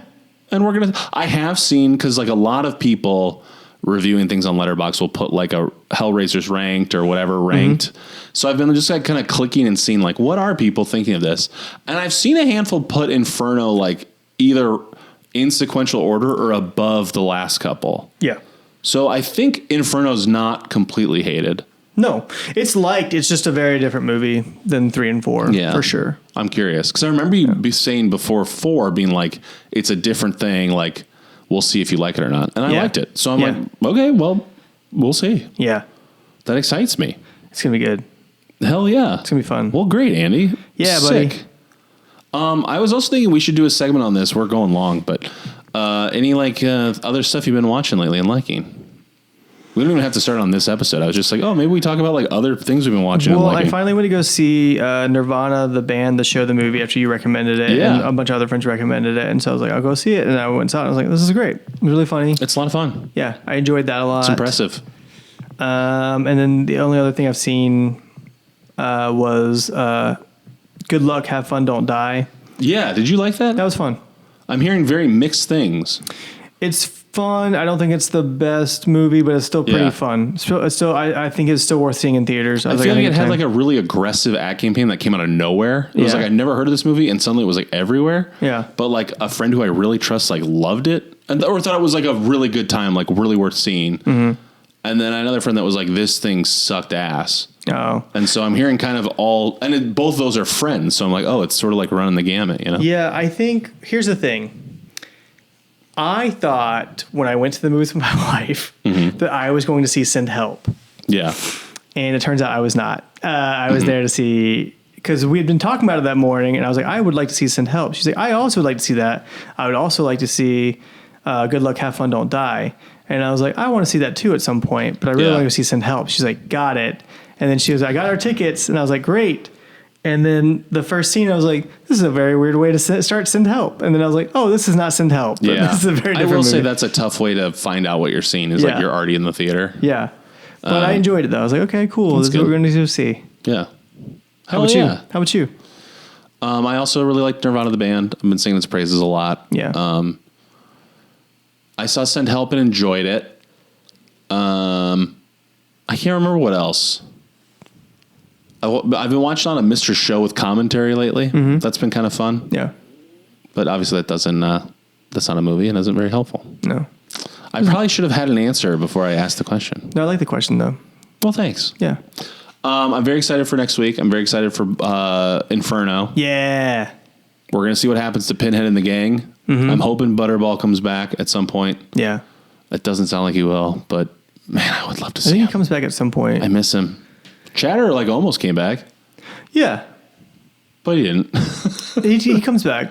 Chatter does fully come back? Yeah. Okay. Then Not in Inferno, but okay. Well, we'll see what happens. Yeah. I'm excited. Yeah. But hey, this is a pleasure. I'm glad I got to talk with you for a little bit. Always fun. You got anything you want to plug or anything?